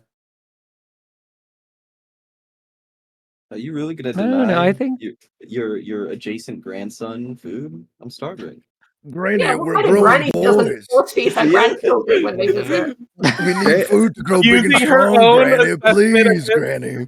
Using her own assessment of us against her, Yeah, like, don't how you is love she- us, Granny? I thought we were newfound family. I know. Oh my god, We you need to put guys! her on a lot of Isn't it a all granny's right. duty to Yeah. feed True. her loved Or ones? is like all skin and bones without the skin and the bones. Yeah. Aw. I'm dying here, Granny. Well, we can't Oh have. no. Lots of food too. Literally, All that's right. You does. I come home from seeing her and have my arms full of preservatives or whatever. You're not Hilarious. Oh no. Baird, hmm did you accidentally drop Garrett? I did not. Oh. You were just left behind. Yeah, I think it's I down. just wasn't a left second. behind. You were not left behind. No, come on down, Gareth. Here we go. I'm just gonna put you all in one place because otherwise you won't be able to see what's going on in there. She says, "All right, come on in. This is the kitchen," and she gestures around the room, Oh. and you see there's a poor human child chained to a table, chopping up bits of carrots, perhaps, and yeah, there is also jumping across one of the tables is an oil can that seems to hop from one table to another. And in this central area here, there is a massive stove, and you hear the fire kind of roaring and burning this pot of stew. In the corner of the room, there is also a hatch, a barred hatch, and you can hear like the dripping of water in there. Can I take a peek down there? Yes, you can. Let me check something real quick. Where are we? Where actually are we? Okay. All right. Loomlurch. There is someone down there. You can see the top of a horned helmet just poking out and there's not much Ooh. light, and you can't see them from very well from this angle, but sure enough, there does appear to be someone slouched down in the bottom of this cell. Some let me check. Yeah, some like several feet down. Like a dozen foot down. I'll shut down. What a silly looking old man with a one-horned helmet. Literally going out of his way to let him know it's Vaike of all people without being obvious. Oh my god. That voice. The individual looks up and you see a heavy bearded face. Big metal pauldrons. This is the undeniable face of Elkhorn. Elkhorn, not Elkhart. And he looks back up at you. And his face goes wide with astonishment. But he doesn't exclaim immediately. He goes to say like, and just who the hell do you think you are? Eh? I presume the eyes are telling the whole story. How he actually feels about that.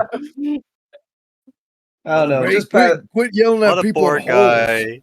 Or come take a look at this guy. Does he look so funny? What? Down there and everything. Oh. Fake. That's Elkhorn. I'm gonna punch Ulric. You're supposed to be the smart one. I will have told Granny over to talk to Mishka, figure out what food is happening. Okay. Elkhorn says, "Speak for yourself there, laddie. You look like you've been dragged through a rose bush. Hey, what's all this leaves and vines in your hair? I'll hold up and in your arm. Hey, I'll hold up the hilt. Does he recognize it? He doesn't, but he does seem to perhaps stroke his beard a few times, like, what the hell? And you hear Scavatha slam her foot onto the wood and says, "You keep it down there." Yeah, keep it down there. Or else I'll pour down a load of the slop. Slop? Well, that's basically what you've been feeding me anyway. She's like, "Oh yes, the dregs of the last night's stew." Oh yeah, that's what they're called. The dregs. Mm-hmm. How much space is down there? It's not big. It's barely big enough for him to stretch his legs out. If he wasn't a dwarf, he wouldn't be able to lay down. Okay, so it's about 5 foot by 5 foot. Not enough space for Vaike Echo to get down there, and for me to swap places with it. You could, but you'd be on top of his shoulders, kind of feel. Okay, fair enough. We'll just hang out down there. Have a good one, you weird old man. All right. Don't get yourself caught in a flower bed. Yep. I'm lost. He's got nothing. I got nothing. He's still so stunned. He has no idea what to say. Vaike is here of all people. I think he's torn between wanting to insult you and absolutely loving the fact that you're here, and he's super happy to see you at the same time. And terrible fate. You're being he can't bring himself. You're down there.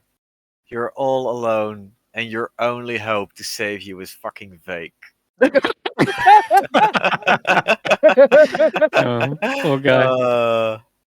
I'd hate to be him, to keep it honest. I'd hate to be it. Ulric, as you're leaning down and looking over it as well, you feel a great buildup of saliva in your mouth, and a drip of it falls from your lips onto the bar. And you hear a sizzle. What? Do I notice that? Yeah, I think Vaike might. Vaike might just barely see it. Yeah. I'll slap Ulric on the chest and be like, "Hey, you're drooling." Sorry, I don't know why. Does the saliva? Does it taste like it? Does it just feel like saliva? Does it taste like something in particular? Oh, it tastes awful. It tastes like acrid but it's a taste that you've become accustomed to ever since going out into the garden, I think. Or no, actually into the workshop. Ever since then that taste has been here. You're slowly getting used to it now. Okay. What? What the fuck? Language. Sorry, Granny. I'm really hungry. I'm so sorry. Yeah, I think we're just starving. I mean, Grown boys and all. Yeah. And can I like just like hock a loogie just like at the bar? Yes, you can. It does sizzle a bit more as well. And Granny looks around and says, "Well, this is Mishka, and they are the ones making food for us. It looks like a big hearty stew is on the stove. Yes. Hello, Granny. It'll be ready soon, I promise." Mhm. She is chained to the table, poor girl.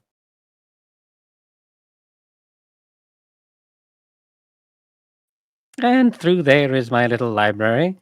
But if you're staying for dinner, maybe we can discuss your terms of employment, perhaps. Those Yeah. are always good discussed over dinner. I mean, I provided snacks for tea. It's a good return. Do we see this oil can? I'm immediately Yes, going for you the do. oil can. The minute I stepped in the room and saw Okay. it, that was it. All right, Notus. You look at the oil can. It looks back at you. I didn't believe it and seen it with my own not eyes. my own sockets. You're staring at me? You want something? Or you never seen a talking oil can before? No! Oh. Well, nice to meet you. Squirt. Notus. How? How? Yeah, how? Move. You're an oil can. Not just any oil can. I'm an animated oil can. Oh. I can That's do a whatever I want. I can say whatever I want. I think you'll find you're a metal oil can. I used to be non-sentient long time ago. I was carried here by dwarves. I think they were trying to harvest boggle oil. But how did you become sentient? Like, how did... You're an oil This can. is great. This is great story. The dwarves, they were going through these tunnels, and they were put to sleep by pixie magic, who love to steal your dreams. And during a celebration that erupted around them, an elf used her magic to animate me in jest, and made the whole party come alive. And I was imbued with the urge to seek out fun wherever it can be found. We have a clown. You want fun? You want to roll with us then? You got a clown? That's amazing. Yeah, I'm a lot of fun. You should join us. What tricks can you do? Well. Can you juggle me? Oh yeah, I can juggle you. Oh, right, catch. Me too. What? Yeah, okay. Wait, you flies want to towards be you. juggled or you want to juggle the oil can? I want to be juggled. Yeah. and then the Garreth toy, the toy. Yeah. Oh no. Yeah, juggle all three of them. Yeah. Oh boy. Yeah, give me your best sleight of hand. I will. And, Oh my god. Can I make an acrobatics check for that? Woo! To assist him? Yo! Oh wow. I think he's good. Never mind. I've never juggled before in my life. I don't know. Now I'm juggling a small child and a toy and an oil can. Oh, fantastic. I like to imagine they're the ones just jumping from your hands into your other hands. You know? I imagine that with a 20, eventually somehow Notus or Baird gets caught in the juggling. Someone just gets like a vortex. It's like he's like, throw more things, and I'll just pick Bird up and throw him up there. Glancing like leaps over your head. And the frog jumped over the cow. Is that how the poem goes? Almost. Exactly. Elkhorn's like, what the blazes are going up on up there? I'll stomp on the floor. I'll be like, don't make me come down there. Does my head stay on? With the 20, it probably comes off and then gets reconnected mid juggle. So they like, and the coins are rattling around. Squirt's like, wee, this is great. Oh, you guys are the best. You want to roll with us? Oh man. Well, I did come by here because I was kind of running low on fumes, you know. I needed some pick-me-ups. Some oil? You got it. And I could see there was big puddles lying around here. Someone may have conjured a boggle. If you roll with us, I guarantee you we'll have as much oil as you could ever need. Oh. That's gonna be pumpkin oil. Pumpkin oil. Pumpkin oil. Pumpkin oil, yeah, it's just as good. It's fully organic. It's great for the skin. I can eat oil any vegetable. It's just pumpkin spice oil. Well, pumpkin is a pumpkin a vegetable? It's a gourd. It's a vegetable. And Scabatha speaks up and says, "Well, hold on now.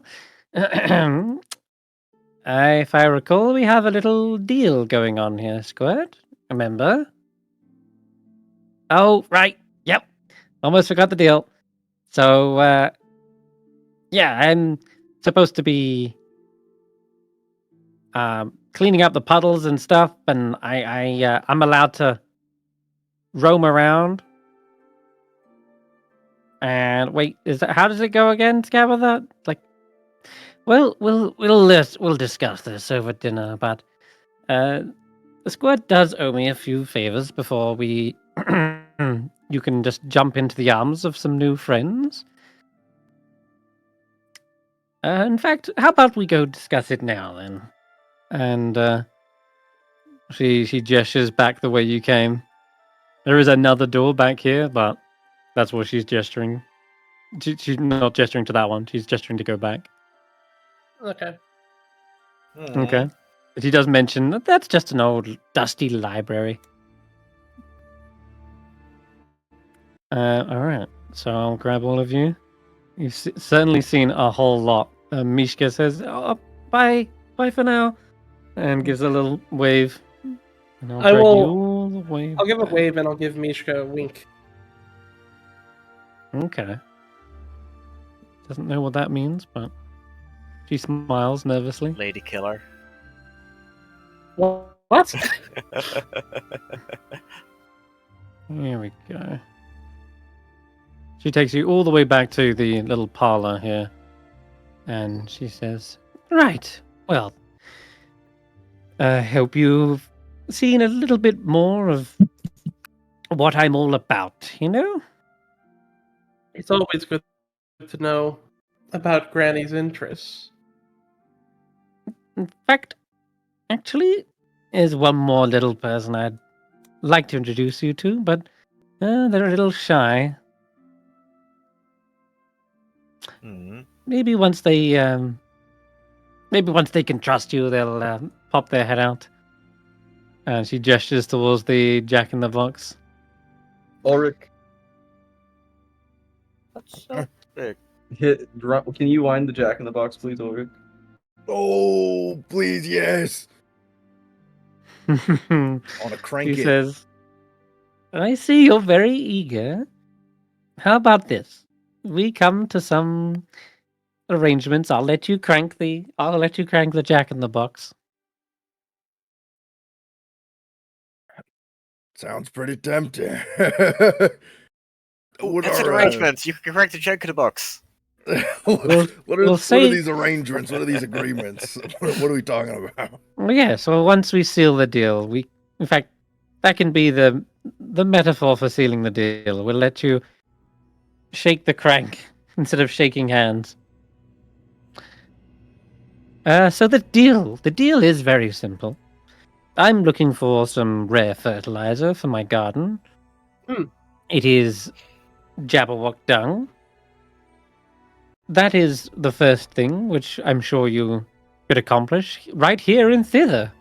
The floating isles are, well, a little bit difficult to get to, but you might find a way. Other than that, I have a number of other little chores that need taking care of. Why not give us the list? You've offered what is it you offer on your other thing? What's it? A lost thing in return for doing a job? Lost thing? Well, that's news. I'm trying to say whatever. I'm not necessarily trying to suggest it. I'm trying to remember what was on the will, like the original will document. I'm not trying to bring up a new idea. Okay. Well, she says capturing Will is one of the trickiest things, definitely. That brigand is running amok in those woods. But if you bring him back to me alive, then we can certainly repay you with some sort of thing. A lost thing, if that's what you're hinting at. I'm also looking for a lost horn, as it happens. Seems we've all lost a little something around here. My sister, Bavlorna, has recently misplaced it. But I'm sure maybe Prisma's native denizens could help you find it. And then there's one last little thing. My other sister, End, I call her. She has a castle in Yon. And, well, she's got a little bit too big for her britches, shall we say. She needs to be taken down a peg or two. And I would love, more than anything, for you to perhaps spoil one of her theatrical performances in Motherhorn. That's the name of the castle. Spoil a theatrical performance. Yeah, she has all these little plays she does. Ugh, they're terribly boring. Trust me when I say that spoiling might actually inject more fun into them than anything else. They're drab, dreary. They're just downright depressing, honestly. And she makes us, her sisters, sit through them. It's like torture. Ugh. Well, if you bear to pull out a paper and have her write down all the little things she wants done, as well as the fact and I bear to bring up, and we could help with those repairs that you had mentioned as well. Oh yes. She does ask Pincushion, could you get one of the tin soldiers to bring round my my rocking horse? And yeah, shortly after you see a rocking horse brought around. Where is it? Here it is. It is brought into the room and sat down next to some tin soldiers. Here you go. And it is It is a very delicately painted, crafted piece. You see, it's got a little love heart painted on the side, and some sort of patterns. Although a closer inspection of it does appear to be something odd about it. And maybe just looking at it, you can tell me what it is. I think I know what it is. Oh. Okay. Oh. Yep. It's him. It has to be him. I know how to fix him. Well, there's just a couple of scratches on the paintwork, which you can actually see in the artwork. Mm-hmm. That clawed beastie out there raked its claws down my beautiful rocking horse. Could you imagine? Ugh. And you made this rocking horse? Yes, this is one of my own designs. What kind of wood is this? Like Baird says, like continuing his quote unquote interest in toys, like what kind of?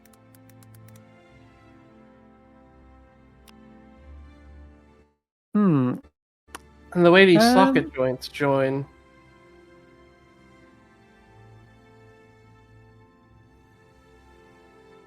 It's known as. I think it's known as Cullenwood.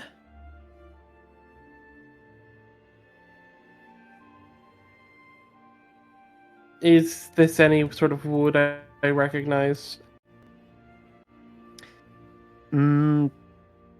It is wood. It is little more than your what you'd expect wood to be made out of. Like it's kind of got that kind of slightly hollow sound. You can see the knots and where it's grown naturally. It does look, for all intents and purposes, just like wood. Not of any extraordinary measure. Just wood. Is that hole on the head? And Bed would say, "Is this why you're missing the horn?" Oh, that. Yes, as it happens. Yes, it does have a missing horn. You're looking for a real unicorn horn. This is a wooden one. Will it be the perfect fit? I left that space there deliberately for the horn.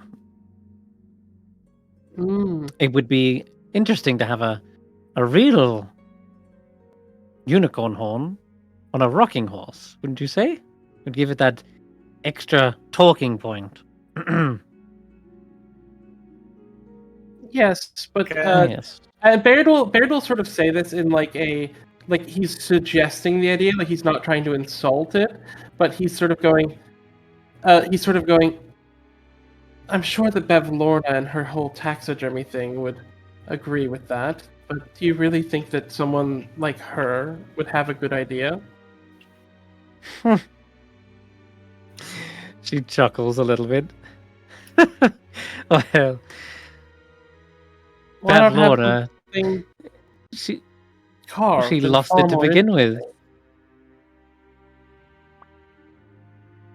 Oh, I couldn't settle for just any old horn.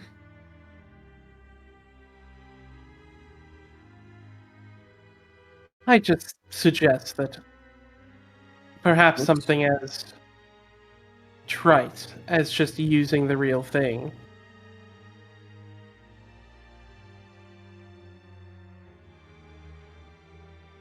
She says, well, I'll still make a use for it, even if it doesn't go on the on the rocking horse. There are still many, many uses for a horn such as that. And why is that one so special? Is it from like a certain unicorn?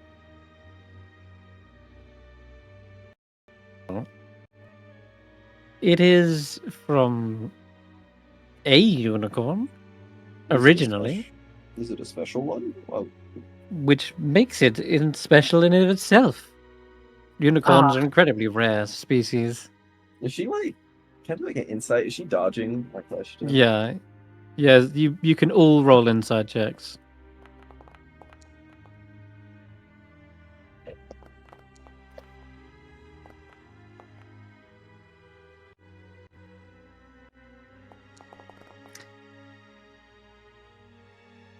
Okay, Baird, Vaike.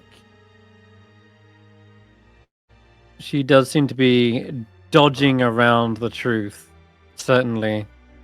Though you haven't caught her in any kind of lie. You wouldn't say you've caught her in a lie or anything like that. I But am perhaps she's not interested telling in- the full story. I am interested as someone as skilled as you, how you could use such a. Is it really a value to use someone who is as powerful as you? Something that roll this mortal just- men seek so She prevalently. says, "Oh, of course. Yes, I collect all kinds of little things. Maybe I'll turn it into a new toy as well. And if not, it's certainly something good for trade. But regardless of all of this, you don't need to worry about yourselves about the particulars of what I want. Let's talk about what you want."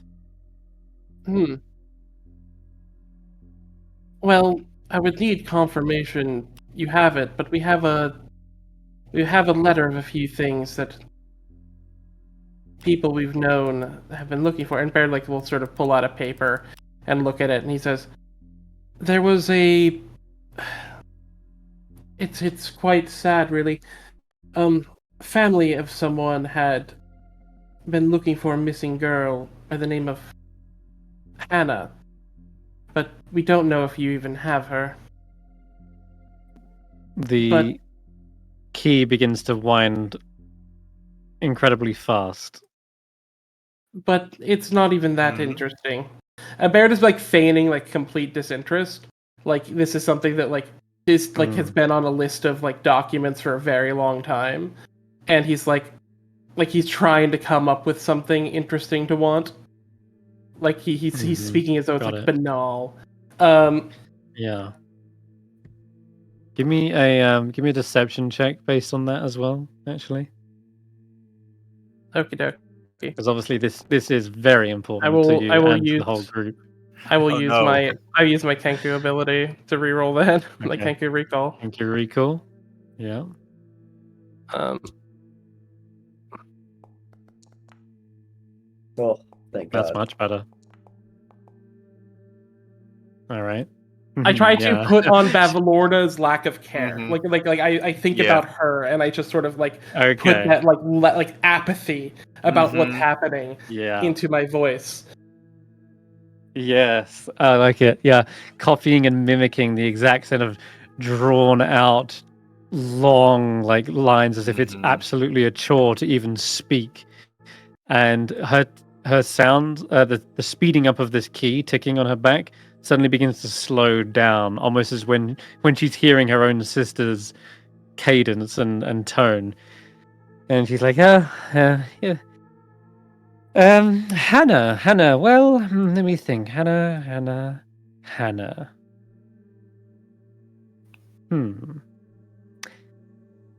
I think that does ring a bell, actually. I've had many children under my employment. And Hannah definitely sounds close to heart. Yes. She must have been here a while ago. Although you haven't seen the full place, she actually helped me build a dollhouse, as it happens. Wonderful piece of art. Could I see her to just confirm it's who we're looking for? It's such a common name, and it's I don't think she works here anymore. I see.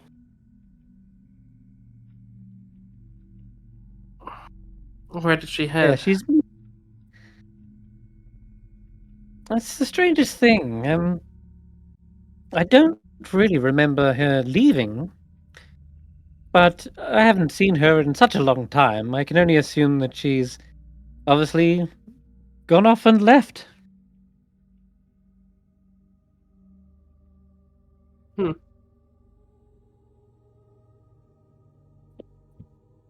Is this truthful? Yeah. You can roll more insight checks as well, based on this. I hate this. I hate this, Grandma. I'll roll a little. I don't believe anything she says. Yeah, I will. you don't. It seems. If it comes down to it, I will twinge like I place my hand on Gareth's like little like doll hand, Mm-hmm. and I will give him bardic inspiration. Oh no. Okay. Unless 24. you start to see straight through her. Yeah, Mhm. it's impossible that she would just let a child escape. You saw the manacles.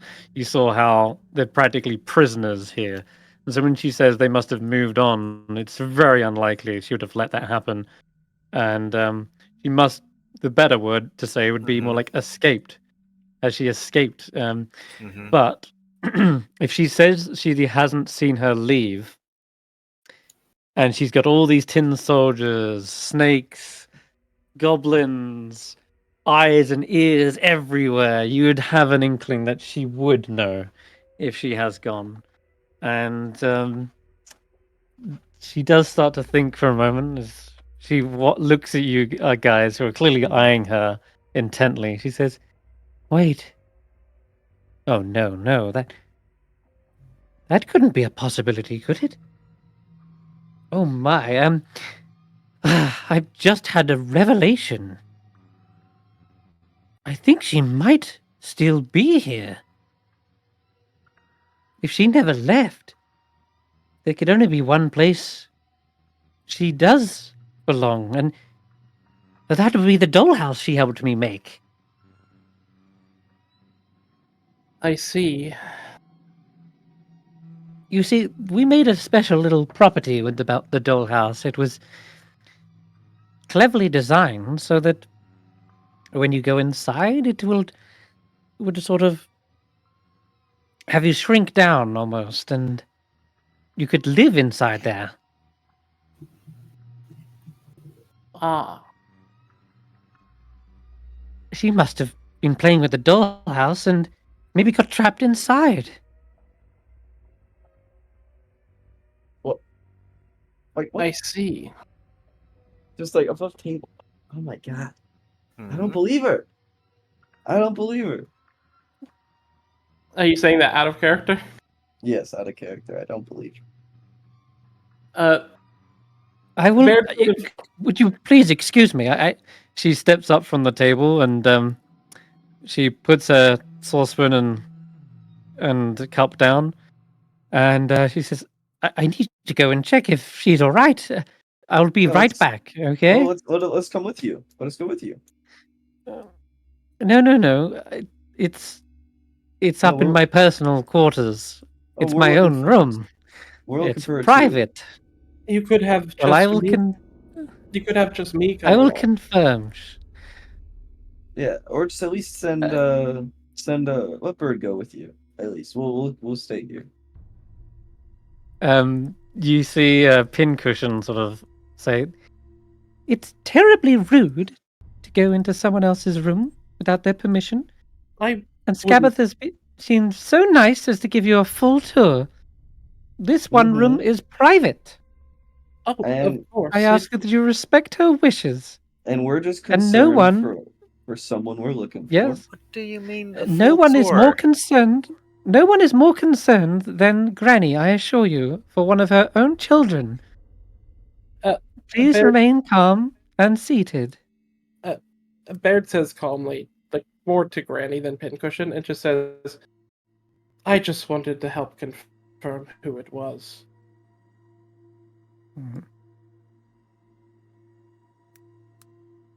Granny does head off, and you're left in the room for a moment with a couple of tin soldiers, as well as Pincushion. I'll give you a moment to do anything you want whilst she's gone, but otherwise, you do still have eyes on you. Can I play with my spit? You play with your spit. Can I see if it's like my spit like 24/7, or if there's like a special like loogie in the back of my throat I gotta hawk up? Like, can I see if my like if I just drip down a little spit, does it do anything? It felt like you got it when you took a good spit at the bars, the metal bars. Yeah, you felt like you really got it then. Oops. But yeah, otherwise. What's your favorite thing to do? What do you enjoy doing? Well, I help keep all the children on their toes, making sure they get all their chores done, that they're in bed on the right time. I like keeping them organized. Ah. So you're like a manager? Yes. Yes, I'm sort of like a manager.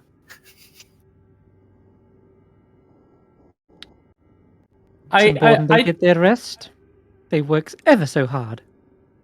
And is there anything that sticks out to you as just particularly annoying or bothersome through the day-to-day?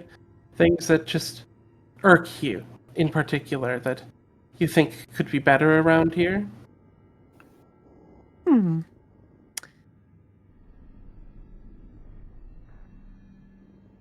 Well, no, I think Granny runs a very tight ship. I will roll an insight, just...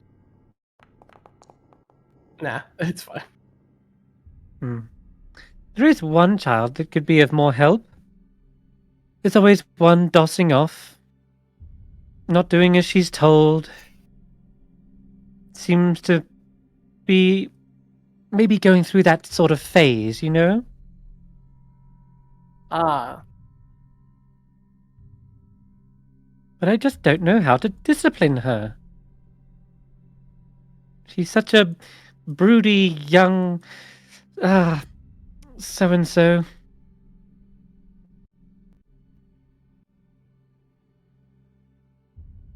It's the one in the kitchen, right? What techniques have you tried? No, not her. Oh. But I've tried everything. But she seems to be angry and miserable all at the same time. What kid? Did we meet this kid?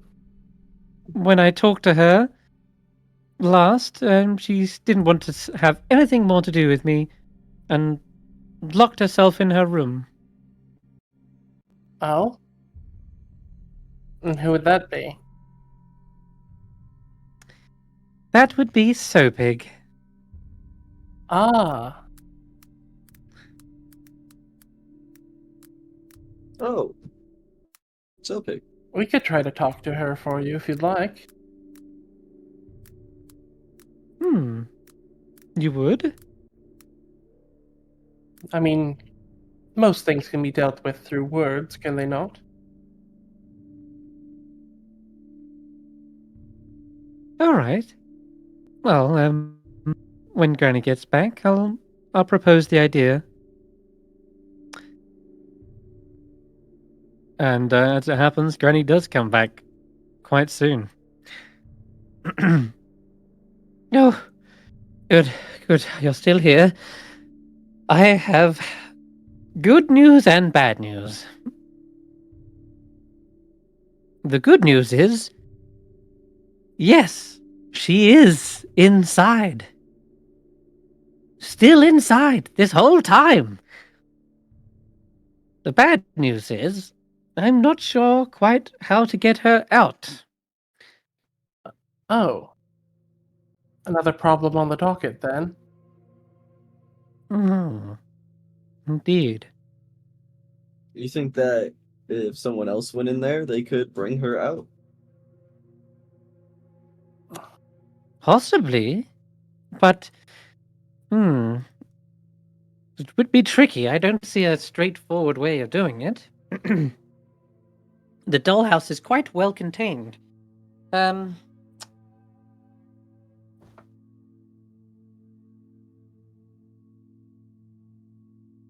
If you wouldn't mind, I could come take a look. Maybe my experience with toys might help.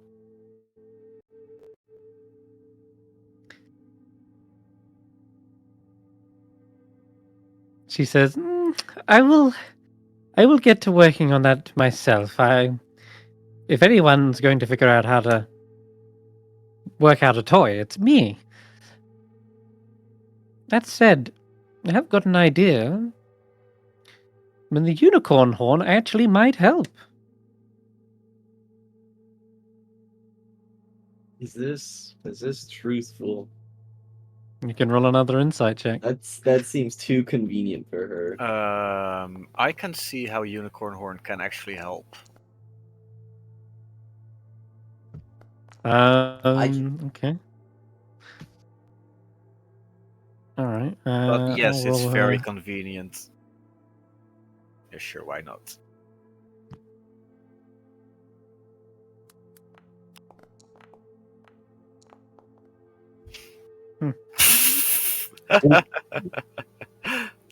It does seem like she is telling the truth.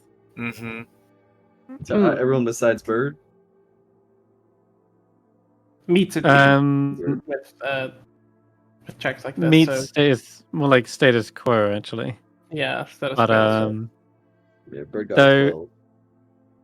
you think she's telling the truth. Baird, however, she's telling the truth in one regard. Okay, yeah. Yeah. The words are word for word true, but context matters a lot Mhm. with the Fae. Is it locked? Yes, it is. Very much so. Actually, I think we might have a solution to that already. Oh? It would take 24 hours. Who said that? Hmm? Ah. Well, I see. I suppose you could come back by then. Give it a In shot. fact, you could go off, do one of these little chores for me, and when you get back, you might be able to give it a go. All right. So But when I we take it return- what you're trying to negotiate for is Hannah their freedom, and them coming with you? we could do that for the chore we do. Retrieve that fertilizer, or Yes. Yes, or any of the other things as well. They would suffice. You also still owe me for catching that boggle for you. Well, I There's- finished off the boggle. But I caught him. You And wouldn't be able to don't- finish. I think there is And more I'm- boggles about. Yeah, More than the Pincushion does say. And yes, we have many more boggle problems. I've confirmed with the children, and they each say that they're being tormented by a boggle. Ah, Well, Berto sort there of like you go. nod to There you himself and go. say, so one of our tasks can be finding the solution to finding the solution and implementing it to get rid of the boggles. Well, so I got rid of one boggle, so if I get rid of the rest of them, I get something from you? What are you interested in? I'm interested in that old guy you keep in the hole in the kitchen. Oh, Elkhorn. Yeah. And you want to negotiate him walking away here. He owes me a little bit of a debt, see, after busting in through here. So I suppose I will consider his debt paid off if you are finishing off the boggles in his stead. That sounds good to me. Yep, we'll find a All way to right. get rid of the boggles. Well, I have a way to get rid of the boggle. We just Baird will like give like make like a mild look, like don't clarify. Like I'm just gonna need to take a quick stop at the candy store. Oh, right. All right. Baird will like And make sure that his list of things that she wants done is like different like jobs she wants us to theoretically do. Is sort of like set up so that we know everything she wants as like possibilities. Yep. One more thing. Garreth whispering to you. Yep. What else do you have? What else did you want, Garreth? An old acquaintance wants a family portrait. Maybe she can help us get it. Well, Baird is Baird sort of like. I imagine that it's like Baird like holds his hand down and like Garreth traces letters on his finger, like just a little bit. So it's B-O-R. Baird sort of nods and goes, and we'll figure out what else to ask for as soon as the other jobs are done as well, Granny. Of course, you can always come back here, and we can get you on the next one. Speaking of the Pincushion brought the Banshray here. He does need to come to us for clearing his debts. Right. Yes. The Banshray is outside. Granny, so to catch these boggles, I'm gonna need to be all over this place. Do I have permission to come and go? She says, yes, you can go into the workshop, the kitchen, the weaver's station, and the children's bedrooms. And if the boggles run into any other places, do you want us to notify you? Yes, if they happen to head up into my library or personal quarters, then yes, notify me. All right, well. And out of game, so this is much easier to get a visual of. It's everything but this final tree, the third one at the back. So that's the only place that's off limits. I'm sure you tell us if we're going to an off limit spot. I'm sure we'll be aware. Yeah. The portrait room is considered okay because I believe we need to pass through that room to get to the Weavers. Yes, okay, cool. Yes. Exactly. Yeah. So she confirms just anything but the third tree trunk at the back, and she points it out to you. Anywhere except there is fine. If they do go into there, you can notify me. And the library is in the basement of the third tree? Lowest level. That's right. Yeah, okay. Yeah, it is. And like Baird sort of like notes all this down on his like little like this is more like a to-do list. This isn't like a contract. He's just sort of like writing down this like to-do list so that it looks like he's paying attention mostly. And he says, okay. All right, then we shall go and try to get some of that done in the meantime. And he will bow and say, You are ever so gracious, Granny Nightshade. Oh, don't. This is great. Clapperclaw, you really have found some reliable and friendly folk. I should thank you for bringing them to me. They are currently still with us. They're part of our group to go do our jobs.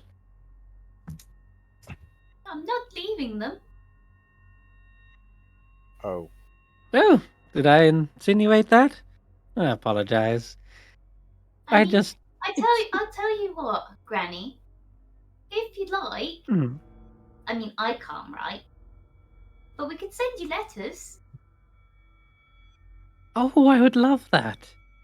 I do happen to have an Avery, as you remember. Exactly. Well, you're welcome to send me letters anytime. There you go, so you can keep up with all of our adventures. You have a... Oh, that door needs some boggle oil. Sorry, Steph's in the middle of making tea. Is there a location I can send my little birdies to? A bird would say, "Where the forgotten meet the found." What the hell does that mean? It means us.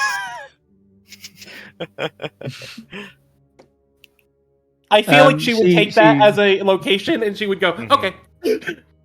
Yeah, I know. Yeah, that's exactly what she just like. Oh, excellent. All right, make a note of that, Pincushion. Yeah, there's no address in Feywild. That will definitely suffice. Pincushion says, "Of course, Granny. Is there anything else you would like to bring up with Granny?" Oh, yes, of course. I almost forgot. Granny, the adventurers also wish to perhaps have a word with Sopig. They said they might be able to talk to them, get them to come out of their shell. Or cocoon in this case. Excuse me. Scabatha looks around. You would do that? I mean, okay.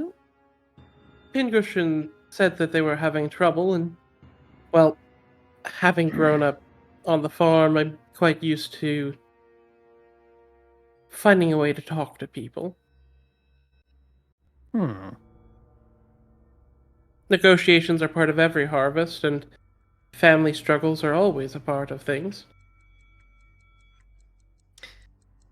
Well, not that I have a doubt in your ability, but rather a doubt that anything will change with her. But you are welcome to try, at least. She's along the hallway, on the left, past the painting room. Alrighty. No, wait, past the barracks. On your left, past the barracks. Alright, and is there absolutely anything else that we can put on our possibility docket for you, Granny Nightshade? If anything else comes to mind, I'll let you know. Otherwise, I think we can turn the handle on this and seal the deal. Ooh. I mean, it's more of it's more of an agreement to be looking out for doing these things, you know? Like, we can't guarantee that things will happen whenever we don't know where things are. We don't even know how to get well, if to you don't... thither yet. Or Yawn, rather. Oh yeah. Missed. Oh yeah. If I help with the boggles, can I also take the oil can so he doesn't need the oil anymore? Like, how do we don't even know how to get to Yawn with the mist about. Well, Vaike, I think you mentioned that was for Elkhorn. Yeah, like a little 2-for-1, because like his whole thing is cleaning up the oil. I'm gonna stop the oil from showing up. So if I stop the oil from showing up, I'm kind of taking care of his task too. I'll tell you what. Deal with the boggles first, and then you can get Elkhorn. Get the Jabberwock done, and we'll see about freeing Hannah. And then after that, I will of course at that point seen you as trustworthy and reliable adventurers, and I might be inclined to give you a down payment in the form of Squirt in order to get to Yon. That way you can spoil a play. Alrighty. That sounds good to me. It sounds like at least a working plan. Fantastic. Ulric, go ahead. Crank that shit, Ulric. Woo! Crank it, Ulric. Crank it, All Ulric. right, I'm gonna crank it. Don't be gentle. All right. You begin to Wait. crank it. You see the tiny little lid beginning to lift up, and you see a small draconic face poking their head out, and you see smoke and fumes billowing from it, and you see these blinking draconic eyes peeping up at you, and it closes back down for a moment until you finish like twisting and twisting the crank, and then finally, right as you hear the crank kind of click into place as it's locked in, it pops open, and you see you see this draconic creature leap forward out of it, spread its wings wide open, and jump into your arms. And you can make a little Constitution save as well as it does this. Okay. I love them. Honestly. Oh, beautiful. Okay. And it lets out a belch into your face, and it is this poisonous smelling fumes, but it doesn't seem to affect you one bit. And it almost does this as a sort of like test to see if you're like you're a danger to them, perhaps. But after having it not phase you in any capacity, it seems this small dragon leaps into your arms. It wraps its wings around you and starts licking your clown-like face. Wait. Oh my god! I'm looking at the picture and I'm just like, he needs to do like the cat mlem with his tongue. Oh, this thing's kind of weird. Oh, Cradleful likes you.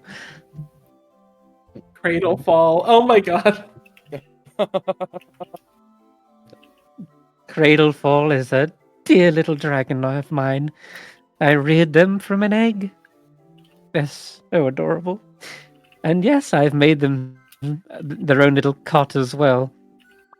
Baird will just say calmly, if I had a silver piece every single time someone's reared a dragon from an egg, I'd have 2 silver pieces. It's not a lot, but it's strange that this happened twice.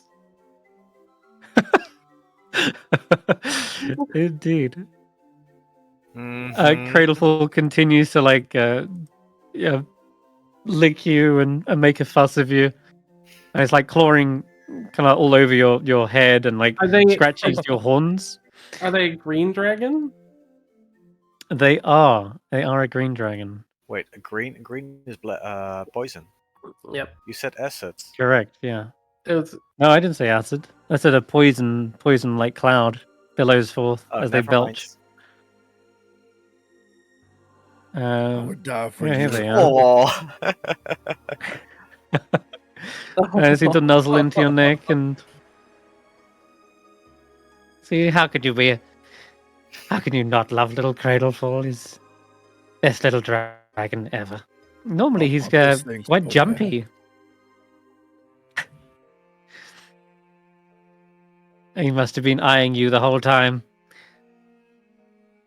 I imagine that, like, while we were looking, the little box lid had popped open.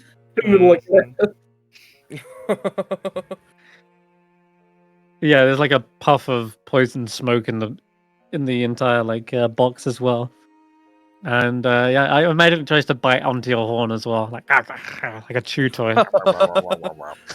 Oh, he's perfect. It's that thing. Can I pet that dog? Can I pet that dog? Well, yeah, they are a young dragon, and that means they're like a medium-sized creature. But yeah, says one day I hope that Cradlefall will grow up, be a big, strong dragon, and I hope so too. he'll be able to. I'll make all kinds of toys for them. They'll get to soar through the skies. Maybe they'll be as big as a Jabberwock one day. Whoever knows. And she conjures a minor illusion of what she suspects Cradlefall will look like when they're like all big and strong. Oh, it's interchronic. You might not see that. I can see it. Can you see that art? Oh, okay, Yeah. perfect. Well, in that case, we can bid you adieu. We have plenty to get done today. Should there be anything that crosses your mind, Granny, you have a way to contact us should you need to.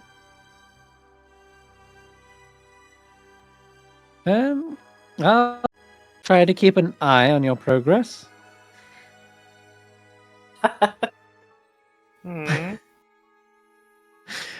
But otherwise, I'll let you get to it. I'm gonna go check back up on Hannah, if you'll excuse me. She takes a little nod to all of you and gives a smile to Clapper Claw. And she even looks towards you, Baird, smiles at the little toy Garreth as well. And gives a little wave to it as well. Motionless. And then heads I'm not on there. out the door. What was her... How was her key spinning? Towards the end, it was spinning rapidly, incredibly fast.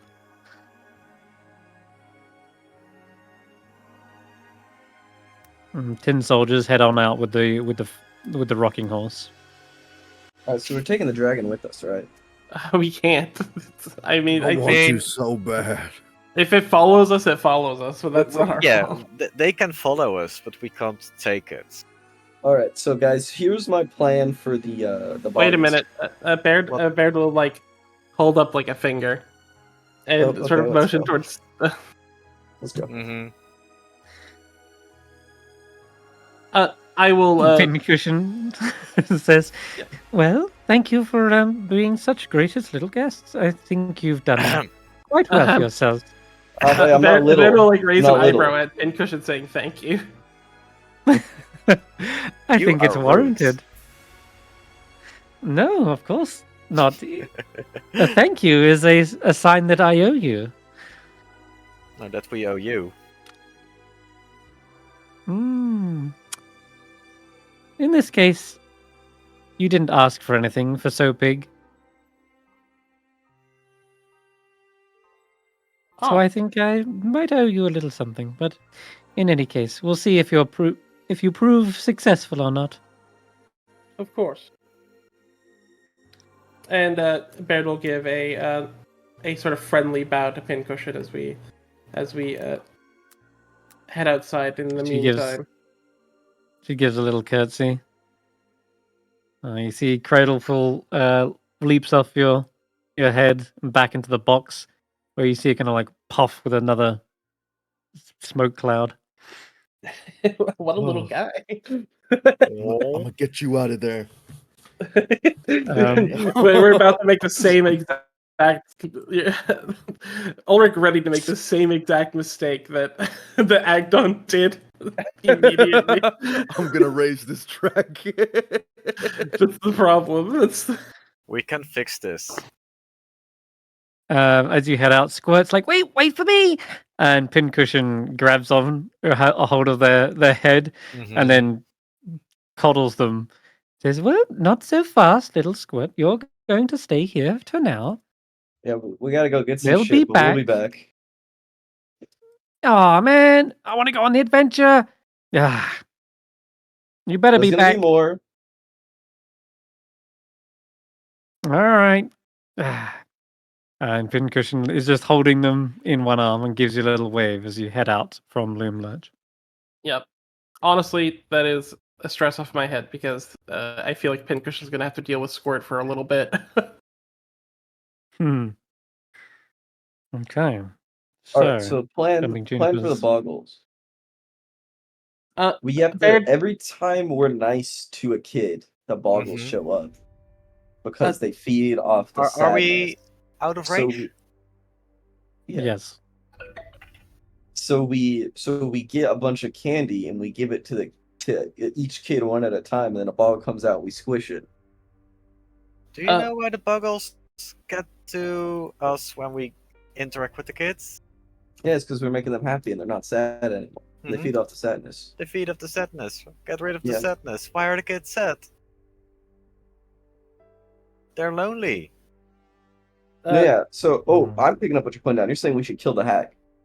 And then that'll fix the boggle problem. See? Technically speaking, that's the answer. Technically speaking, that would fall under the rules of doing that job, technically. Mm-hmm. Yeah, but honestly, I kind of like Granny. She's kind of grown on me. Yeah, I feel like that's what a lot of people think. Then they end up chained up or locked up. I don't know. She seems like look, I think 70% of the time she's not telling the truth, but honestly, she is definitely not lying. Baird will sort really of like sweet. Baird will say, sort of like lean forward and say, "I think I have a better solution to the boggle problem because we just need to take care of them, get rid of them.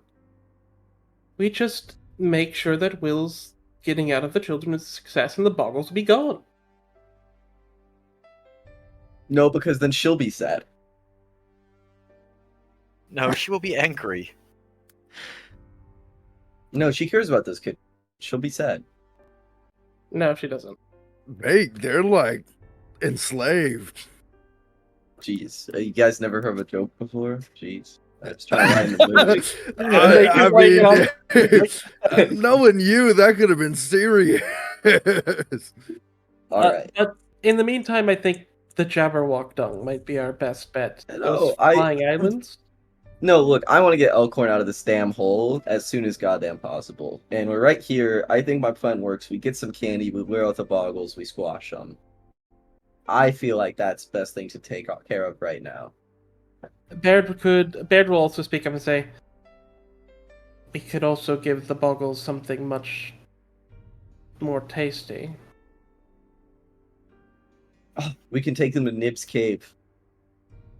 Jack is not gonna enjoy if he has to share food. Yeah, let's take him to Nib's cave. Isn't that guy really sad? That's fair. That's fair, actually. I'm not sure if he has enough food. Well, yeah, because there's like a bunch of kids and there's a bunch of boggles.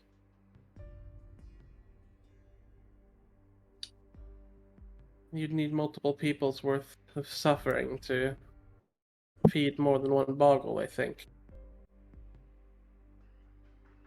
An intense amount.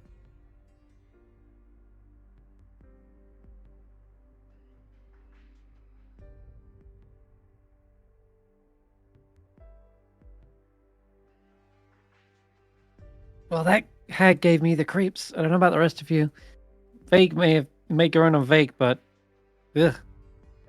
I think Vaike was joking. Goosebumps every time. Oh, okay, yeah.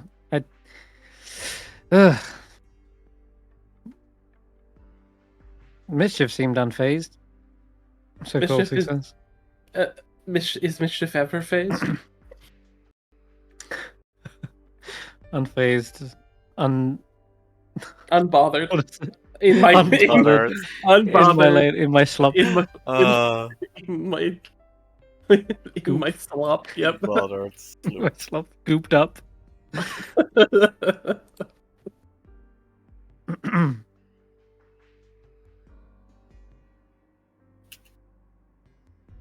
All right. So, is the plan to get Elkhorn out ASAP, or do the Jabberwock Dung?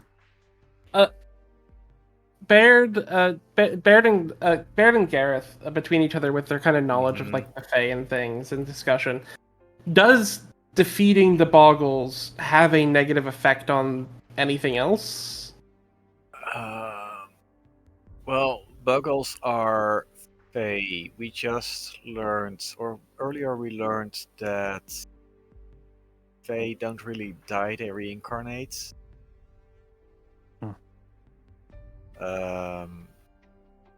You think so Jack we could try to attack and kill them. We could ask Jack. But I think it just delays the problem. I think we should talk to Jack. Do we? What can Jack do? Jack is like them. Jack's a He can pumpkin. become their evil overlord and just like keep them in The check. Pumpkin King. The Pumpkin King. Mhm. He's their king. He is the best one of them. I feel like we just get rid of him. It's like it could be pretty simple. I think we First should talk thing to to do. Jack. Figure out Okay. what happens. Can't Garreth just talk to Jack? Well, my eerie token works one way, and I believe we set it the other way, so he can talk to me, but I can't talk to him. If I remember I see. correctly. And Yeah. we can have Will and the Getaway Gang keeping an eye on the sky for us. With Oh, their you know, we telescope. can do that. Mm-hmm. Yeah, so bring him back.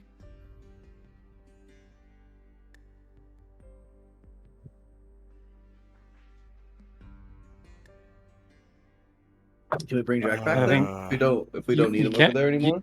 You can bring back Jack anytime, yes. Mm-hmm. That said, Jack is a lookout currently on the mountain, waiting for when that ship returns to make repairs and alert you guys the moment they kind of like land, giving you the opportunity to strike Wardug perhaps on the ground Mm-hmm. rather than up in the air. He's also incredibly stealthy and hidden, and basically no one's going to bat an eyelid at a pumpkin. And he can get out really quickly by teleporting away. A big old treant marching through the forest might be a bit more inconspicuous. I'm just talking- The people on Little Oak can use the telescope to keep an eye on the sky. It's not necessarily guaranteed, what with all the Yeah. mists everywhere, but yes, they do have a telescope. That's true. It could work. We're here. Let's go get some candy. Let's try to catch some of these boggles. Talk to Chucklehead. How much of a Well- priority is Wardug? He's really, really up there. I need my get back. What about the What? balloon? We could try and take the fight to him in the balloon. Dude, Goltic, I love that idea, but that might be like one of the worst ideas ever. But I love it. You know, I love the thought process. You know, let's keep working on that, but let's never say something like that ever again. Okay? No. Love it. It was a fantastic idea. I would love to do that. But if I said that, you guys would all call me stupid. And Goltic, I Barrel, don't yeah, want to you're call right, you stupid right now. And Barrel, Goltic, I don't want to call you Stupid stupid. idea. It's not a stupid literally- idea. I love it. Barrel Okay, literally well- brought out that is something Vaike would say. Exactly. It's a perfect idea. I see no problems with it. But these Okay, people do. I see no problem with it, except for I don't see the ship. Where's the right. ship? Okay, when you say catch a boggle, how are we going to do that? Because Jack seems really slippery when. Well, Just you saying, saw me like, catch the that other stories I've boggle. heard. Momentarily, right? Yeah. They can Okay. teleport. Well, yeah. And then we squish it while I grab it. What is more important, Elkhorn. kicking Wardug in the butt or getting Elkhorn?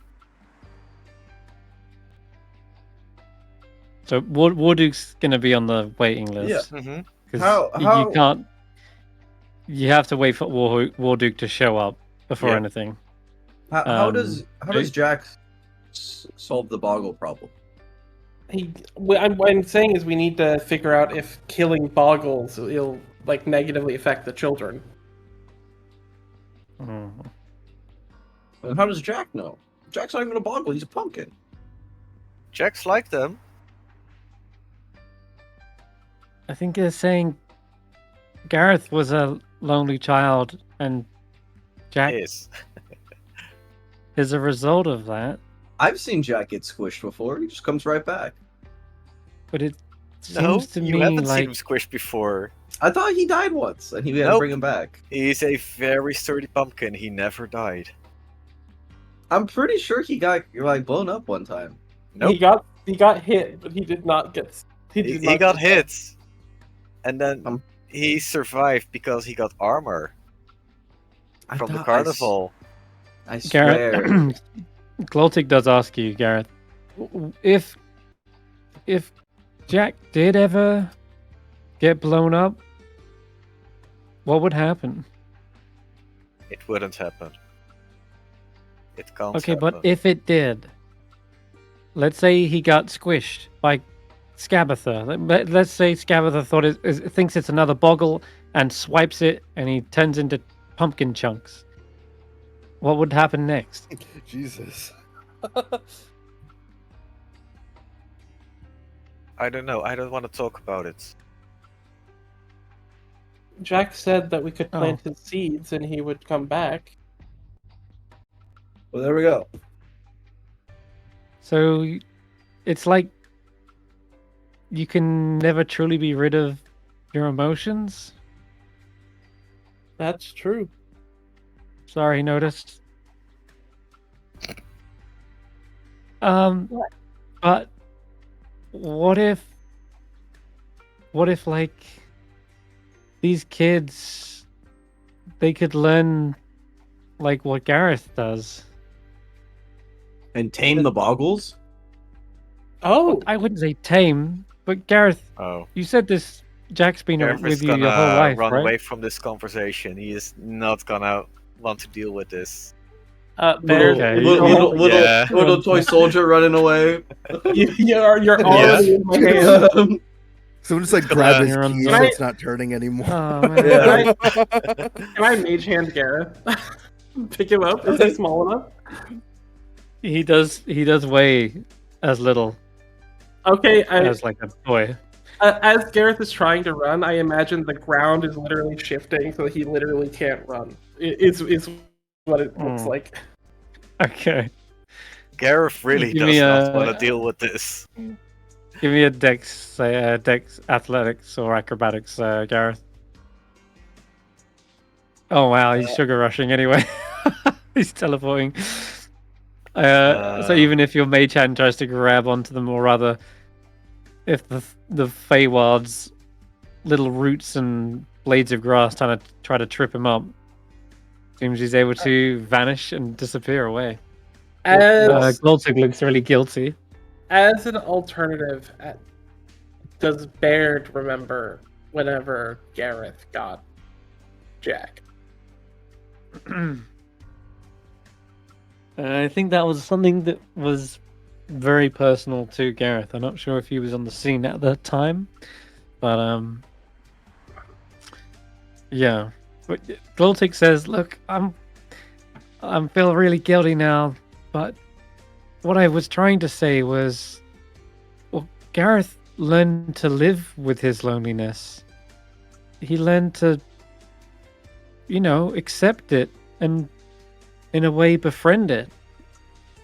I was just coming up with an idea. Maybe the kids could do the same, but Garreth's lived a lifetime of that, and so I think maybe asking the kids to figure that out in a day might be asking too much."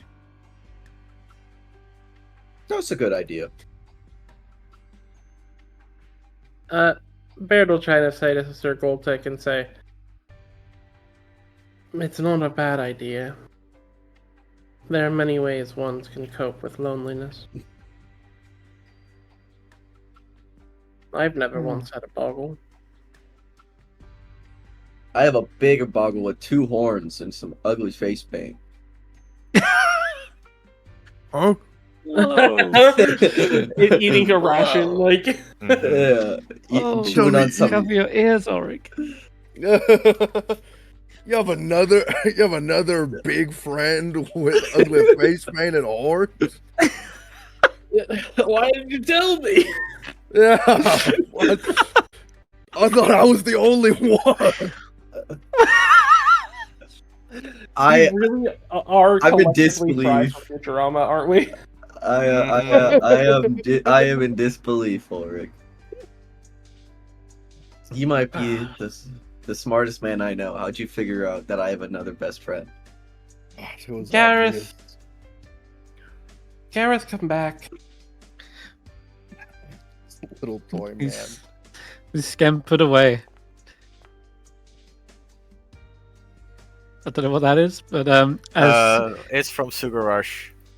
Separate him. okay. It's my temp HP. Oh yeah. Okay, but Garreth tries to run away and hides just out of earshot. Okay. And if he's sure that the party isn't coming after him, he will summon Jack. Okay. Just All right. he doesn't care. You feel the connection forming, and how does one summon Jack? I imagine he does sort of begin to sprout out of the ground like he does.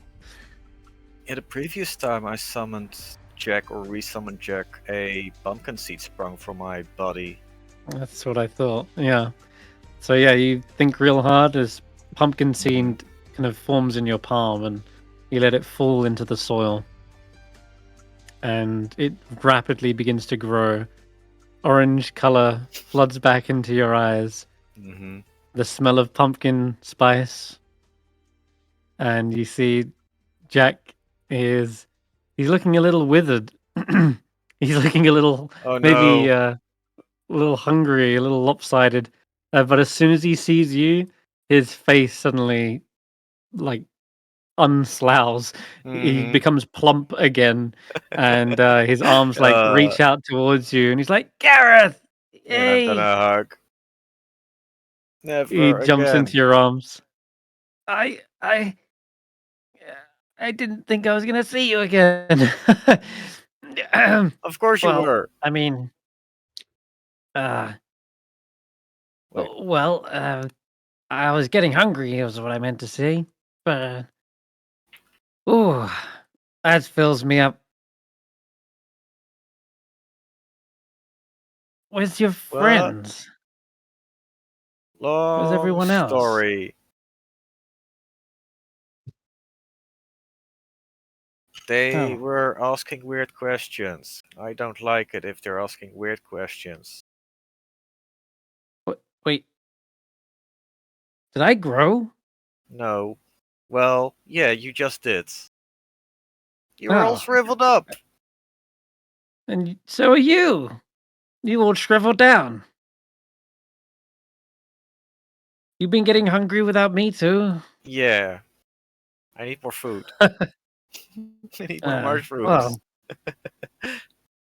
Can I did spot some mushrooms out there, but not the good kind. Oh, they're the bad kind? There's something weird going on with them. Like a corrupted fairy ring. Weird. Baird will play a tune that Garreth and Hannah taught him, I think. Trying to get Garreth to come back. Oh, you mean that one. Where is it? This one. Yep, sure. Oh. Okay. You play that little tune. Yeah, you hear it, Garreth. Don't want to go to them now. Well, why did you call me back, by the way? I was going to let you know when they appeared, but they haven't appeared yet.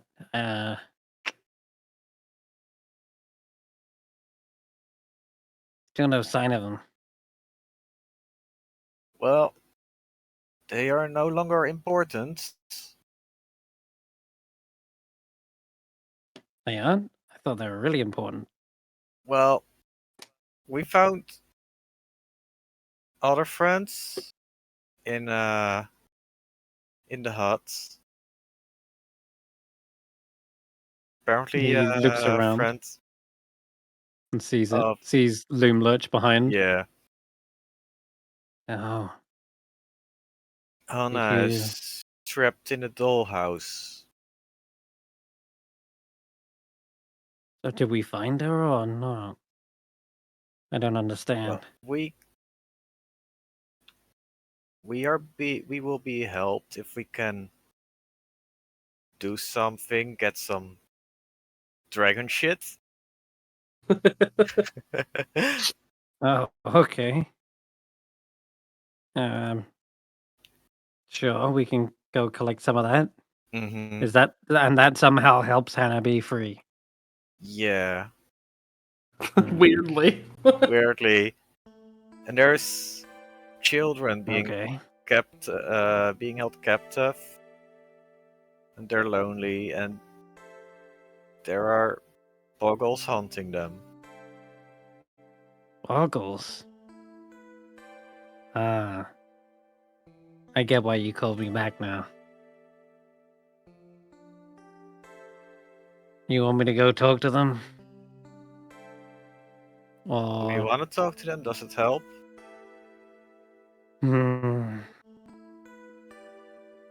Talking sometimes it helps. Other times it just, I don't know, makes it feel worse.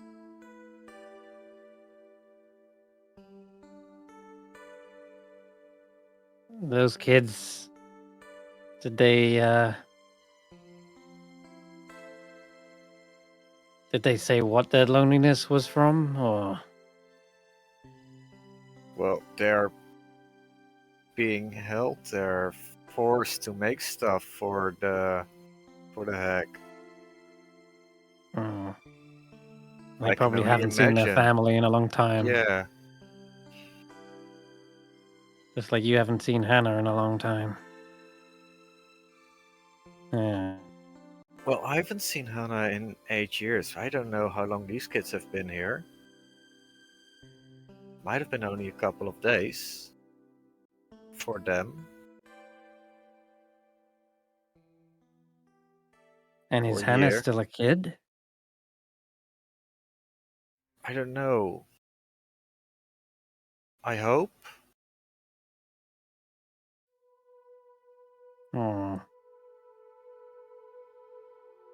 Didn't get to see her?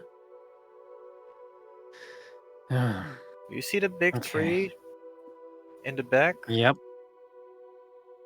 She might be there. But I'm not sure if we can What are we get waiting there. for? Well, I can get there. I might be able to sneak in. Hey, wait. I'm small now. Can you sneak me in? Well. How small you are can- you? Smaller than Jack. Jack's... you are actually... Jack is small, I'm tiny. Right? Or are we both tiny? Okay. You were both small, but... You said I was tiny.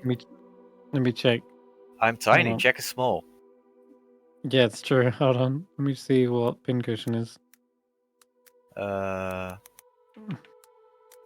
Pincushion? I believe the pincushion is small.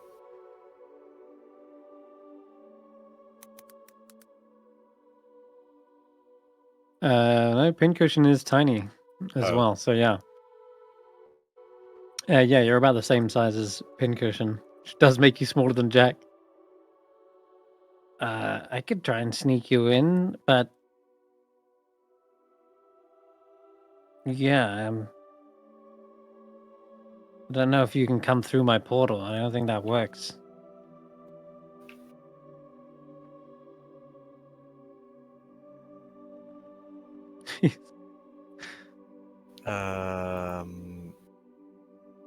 You're not that small, not that tiny, jeez.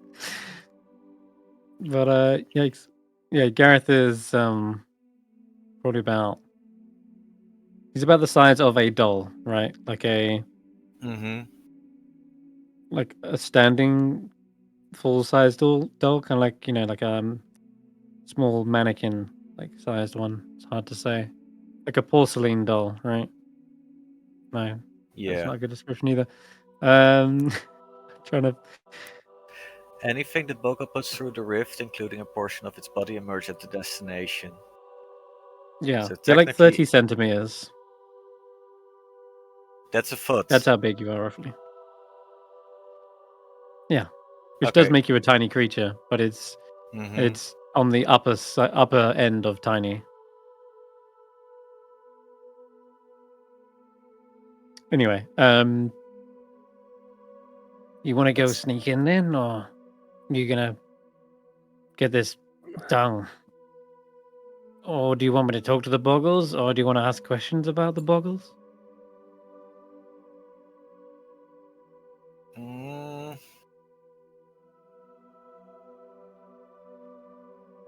I just want to go see my I can sister. tell you everything. Okay, well, I can tell you everything I know about boggles, but if it'll help as well.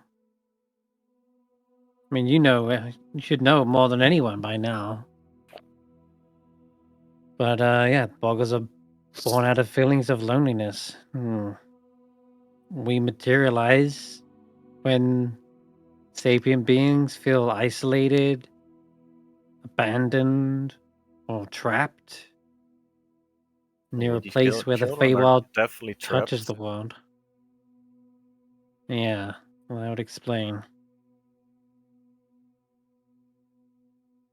I think even if you did get rid of the boggles, it would only be a matter of time before they conjure them back up. Yeah. Can't these boggles be their friends? Like we are? Right now they're trapped and scared. Why can't they just be trapped? It could work. A forsaken child might sort of see them as an imaginary friend.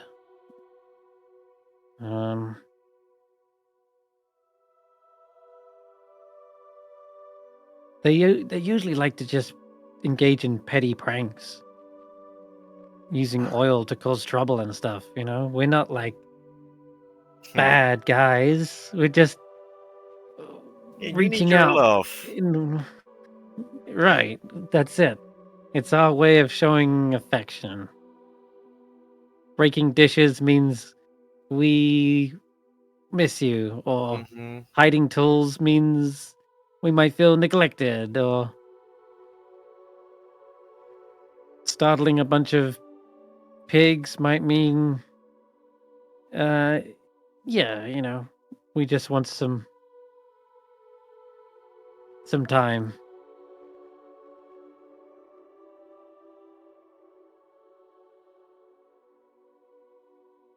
It's not intentional harm. Mischief, not mayhem. That's usually the intent. Mayhem, it can be fun.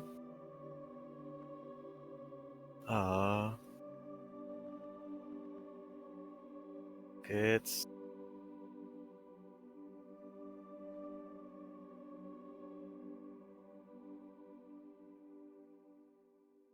All right. Well. You can decide what to do. Do you want to? Do you want to try and sneak in, or do you want to give this information to the others? What I want to do is create a new eerie token that I'm going to leave on a place that Barrett will definitely find. And I want to run off with Jack and go back inside again. Ooh, okay. All right. Give me stealth check. One with Jack as well. Stealth Jack. It's been a while. Stealth Jack. Stealth check. Wow. Garreth got the 22. This pair is undetectable. You ain't gonna find them sneaking off. Too small. I mean, the long grass Garreth is just as tall as it is. Jack can teleport from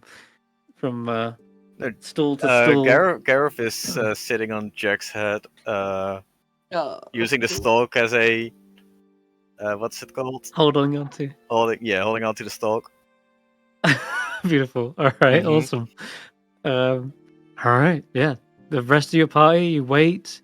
You predict that he would normally show up from this tune bed, but doesn't seem to return. Yeah, there it goes. Looking.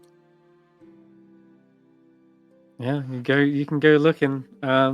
You'll find him. You'll probably find a wooden tooth somewhere on the pathway. Okay, yeah, that much you do find. Because that's the direction you ran in, and then that's the first thing you find. Sort of like here on the map, basically. Just near this little torch. And it's illuminated. You pick it up off the ground. It's definitely one of Gareth's teeth. Like a nutcracker tooth or something. It's way bigger than it should be. Yeah, Barrett picks it up and holds it, and he sort of like stays crouching before he just sort of falls backwards, and he just says, almost to himself, like it does, like the others might be around, like looking around, but he just says, "I guess we aren't doing this together, Garreth."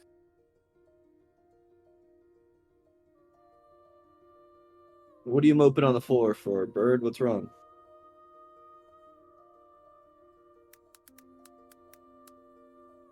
He's going on his own. Gareth's going on his own? Who would go on their own to go get back the thing they lost? Can you believe that guy?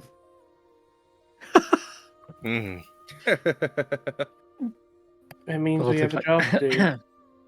Hey, when you have picked up the tooth, you'll hear a message from Garreth after some time.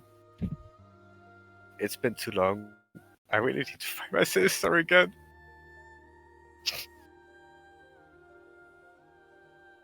I'll meet you again soon.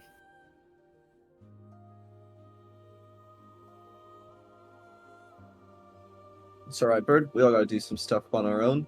We helped him get here. Now he's gotta go the little bit on his own.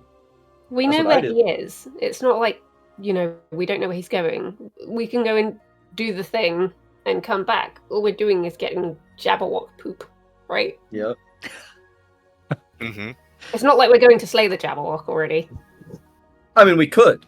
No, we can't. We need Snicker Snack before we did that. We've established that. And no, I got one piece. This is enough for me. You need all 3 pieces.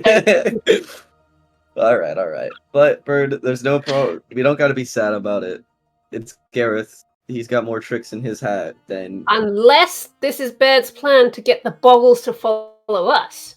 Hey, you know what? Be very sad. Yeah, then good job. Yeah, good job. Do we see any Boggles? What you predict the Boggles are gonna chase Baird because he's sad? Now. Yeah. What are we theorizing? His friend has gone without him. He's that feeling does lonely. bring up the question of why has Baird never manifested a Boggle? They don't remember him. They can't keep maybe They can't keep track. Maybe he has manifested a Boggle, the biggest Boggle of all, but it doesn't remember who it's trying to find. We're gonna run into this guy. He's gonna be massive, a giant Boggle. It's just a yeah, that'd be crazy. Like that Boggle doesn't know who it was born from. That'd be weird. Though, I will say the Bantray is over here, by the way. Screw that guy. They let when you play that tune bed, you probably do hear a return call of their own flute, and the Bantray hops down from the nearby branches and begins to walk over. Hey, you know what?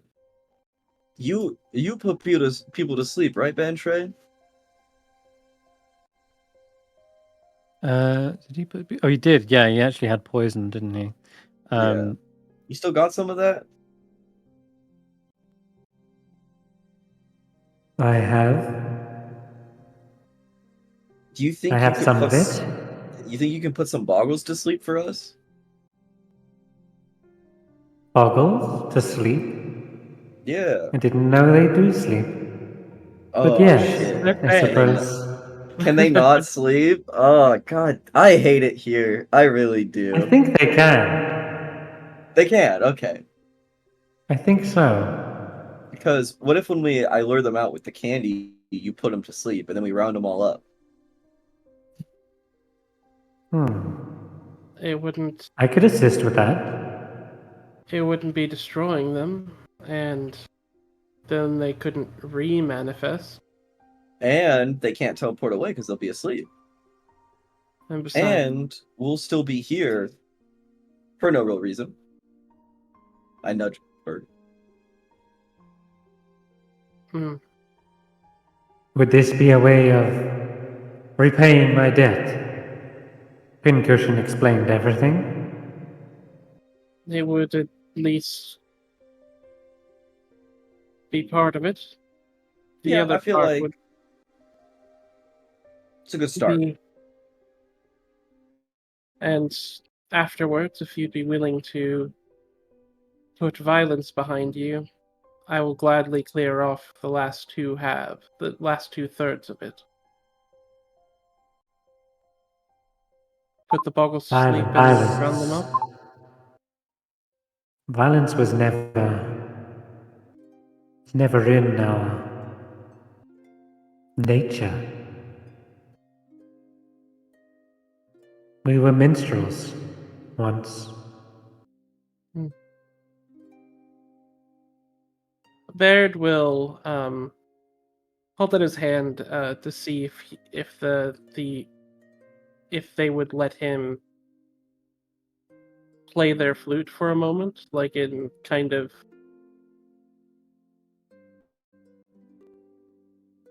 showing that they're two of a feather.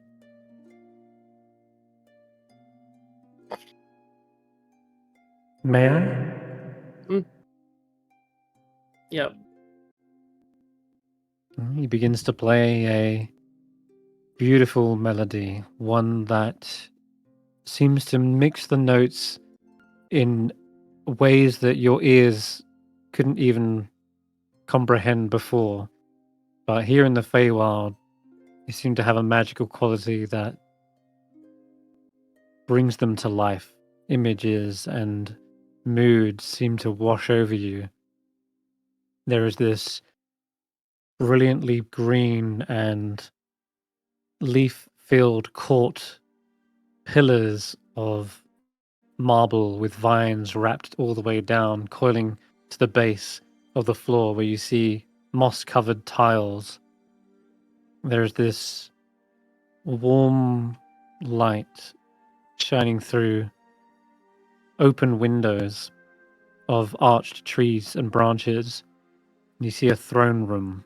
There is a leafy lord sitting atop this throne who is, with eyes closed, sort of nodding away to the music as you see these courtly dressed bantry sort of elegantly dancing in and out of the pillars whilst playing this flute music, bringing to memory some distant ancient time Perhaps. when Bantry served an autumn court. Perhaps you can find a way to be minstrels once more. I was actually thinking, so after you help us with the boggles, maybe you could just be like ready to help us if a fight breaks out. Like you give us something, then we can use it, and it'll call you, and then you can come help us. There's a satyr in Hither, a friend of ours, a minstrel as well. Not I'm not talking about the one in the cage. I'm talking about the one we met. I'm trying to remember their name, but it's just been a bit. I know the one you mean. Yeah, the one who gave you the pipes to the sewers. Yep. Baird will say, Mhm. perhaps once the mist clears, you can meet up with him. Let him know your plight and what's been happening. Was And it perhaps it's Hamlin. Yep, Hamlin. Perhaps you could find a fellow spirit in the music. Hmm. As I said, whenever Pincushion was here, we had no desire or intention to hurt you. The Jumping Junipers never want to fight. We will protect, Well, except those that have hurt us. well. And sometimes for fun between each other. Yeah. And I elbow Ulric in the back.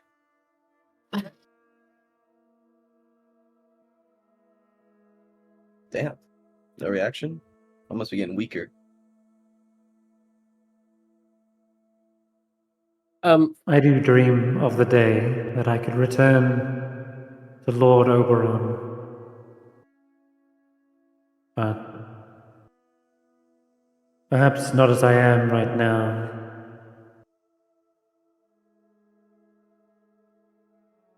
After serving you, maybe I will have a better credit to my name. Should you wish to, after your debt is cleared, you are free to help us as much as you wish. We will find ways to help you in return.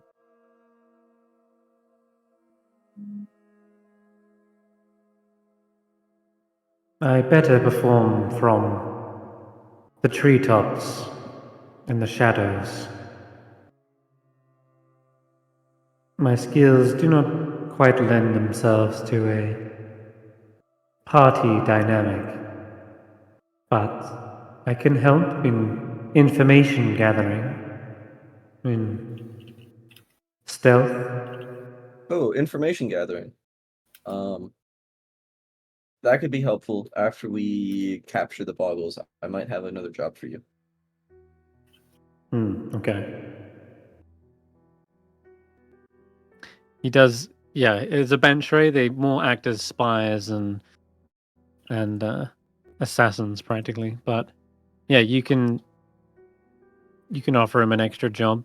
How to call him? That's a good question. He does have a small little flute, so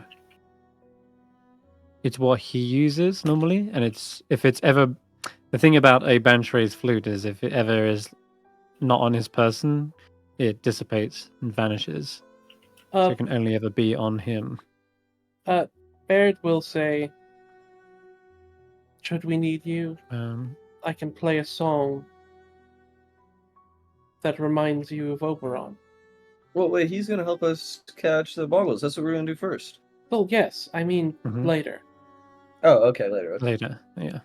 Okay. As Yeah, Baird sort of like mimics the tune that he just played as much as like possible, like letting the Feywild flow through him as he will use both mimicry and his own like flute to sort of like try to play the double notes. Okay. Yeah. Even with Kenku mimicry, can you roll me a performance check? Of course. I wanted to see just how hard this is, because... Wow. Okay, 19, 20, 27 total? Jeez. This is definitely something that brings to light some memories in him as well. He's almost questioning. How do you know of the Verdant King? A long time ago, I was given a song by someone very powerful. And while I may have lost it it seems that somehow that song or magic seems to be getting stronger here. The Feywild seems to breathe and sing for me.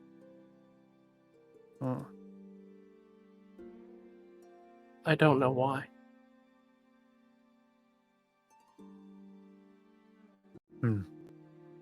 He nods. And notice whilst you're looking at the bench ray, his emotions do kind of shift from this reminiscent tone to almost like a yearning like aura on him. And there's a sense that he wants to relive those days. He wants to go back to that time. And to do that, he's going to need to redeem himself.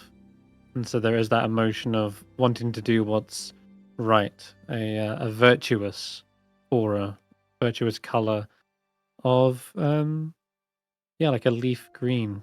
I think of like autumny like colors, like reds and golds, browns, into all kind of a mixed pattern of auras.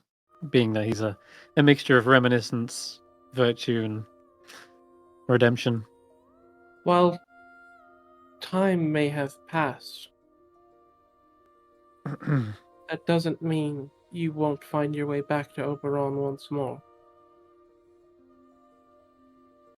The Feywild is a place of change, and you will never truly be stuck in a way that you hate. Oh. You only need to find Well, that which you've lost. And Baird will sort of calmly pat the Bantray on the hand as he says this. You see his big insectoid-like eyes kind of become a little watery. Gloltic also says, "Yeah, I'd really like to meet this Oberon guy too. He sounds great. Like a big green king, like the greenest of kings. That's sounds like my kind of jam." True that. All right, let's go get some candy and let's catch these buggles. All right. We can head over to the candy shop, and I just realized the time. Yeah, so, time, so we'll have to pick what up. we'll do is we'll pick up next week, but just before that, Garreth, you're sneaking in, right? You're going in through the back door here? Or are you climbing up the side? Or are you just teleporting into a window? I think Jack will use his sticky ult to just climb on the tree and then on the outside. On the outside, come into this. Yeah. He can look in through the window and make sure his. Okay, perfect. In that case, then we get to end tonight's session on the description of this room. So, all right, we are looking for Hannah, and as you enter into the tallest tower of Loomlurch, you find an aviary, as well as a Granny Nightshade's bedroom. Old empty birdhouses are nailed to the walls of this cramped room, and dozens of bird cages hang from the ceiling. The cages are filled with tiny clockwork sparrows, and the birds' gears turn. And as they turn, the air thrums with a rhythmic ticking. Paper and quills are heaped on a small writing desk under the cages. A pair of windows overlooks the forest beyond, and carved into the wall above one of the windows is the word hither, as well as another plaque that says yon. And around the room, you see almost everything in this bedroom is orderly, from the bed with the patchwork quilt to the ornamental pigs arranged in a neat row on the dresser. Such tidiness is at odds, however, with the decaying dollhouse sitting on the bedside table. This 3-foot tall edifice has seen better days and is now besmirched with peeling paint, mold, and rot. Behind the dollhouse, by the window, moths flutter inside a large bell jar. Facing one another along the outer wall are a pair of doors, and next to the door, closest to the staircase, is a wooden rocking cradle with a neatly folded blanket in it as well. Oh no. And that is where we'll end tonight's session. Let's go. You see the artwork of it? Mhm. Yep. Nice. It's all moldy. Perfect. All right. All right. Thank you guys for playing. I'll see you all next week. And oh wait, Nope, not Garreth Garreth. isn't here for No, this, so I'm Matt's not fine. here next week, which is why Garreth I is decided to inside. run off. That was perfect then. All Uh-huh. right. It means you have time to prepare for that. Yep. It does. Yeah, I got a whole dollhouse to prepare. Hey, All right. Awesome. so Oh, and I would say while last I'm thing. exploring dimension, you can get some dragon shit. Oh, lucky us. Yeah. We have to go get some dragon shit. That's hilarious. Oh, the last thing I'll mention is Garreth, is perhaps you get up to the porch of this dollhouse, is you shrink down even further to now the size of a few inches, big enough to actually fit inside. And What do you that's mean? what makes you feel like you're being drawn towards it. It feels like everything around you in the world is getting larger, and you're like sucked into the whole house itself. But yeah, we'll end there. See you all in a week. Bye Is it bye. only Garreth or also Jack? Jack is, I think. Jack is unaffected. Yeah. Mm-hmm. Oh, he can't go in the dollhouse then. It's got you to this far, but it is you who must walk through the door.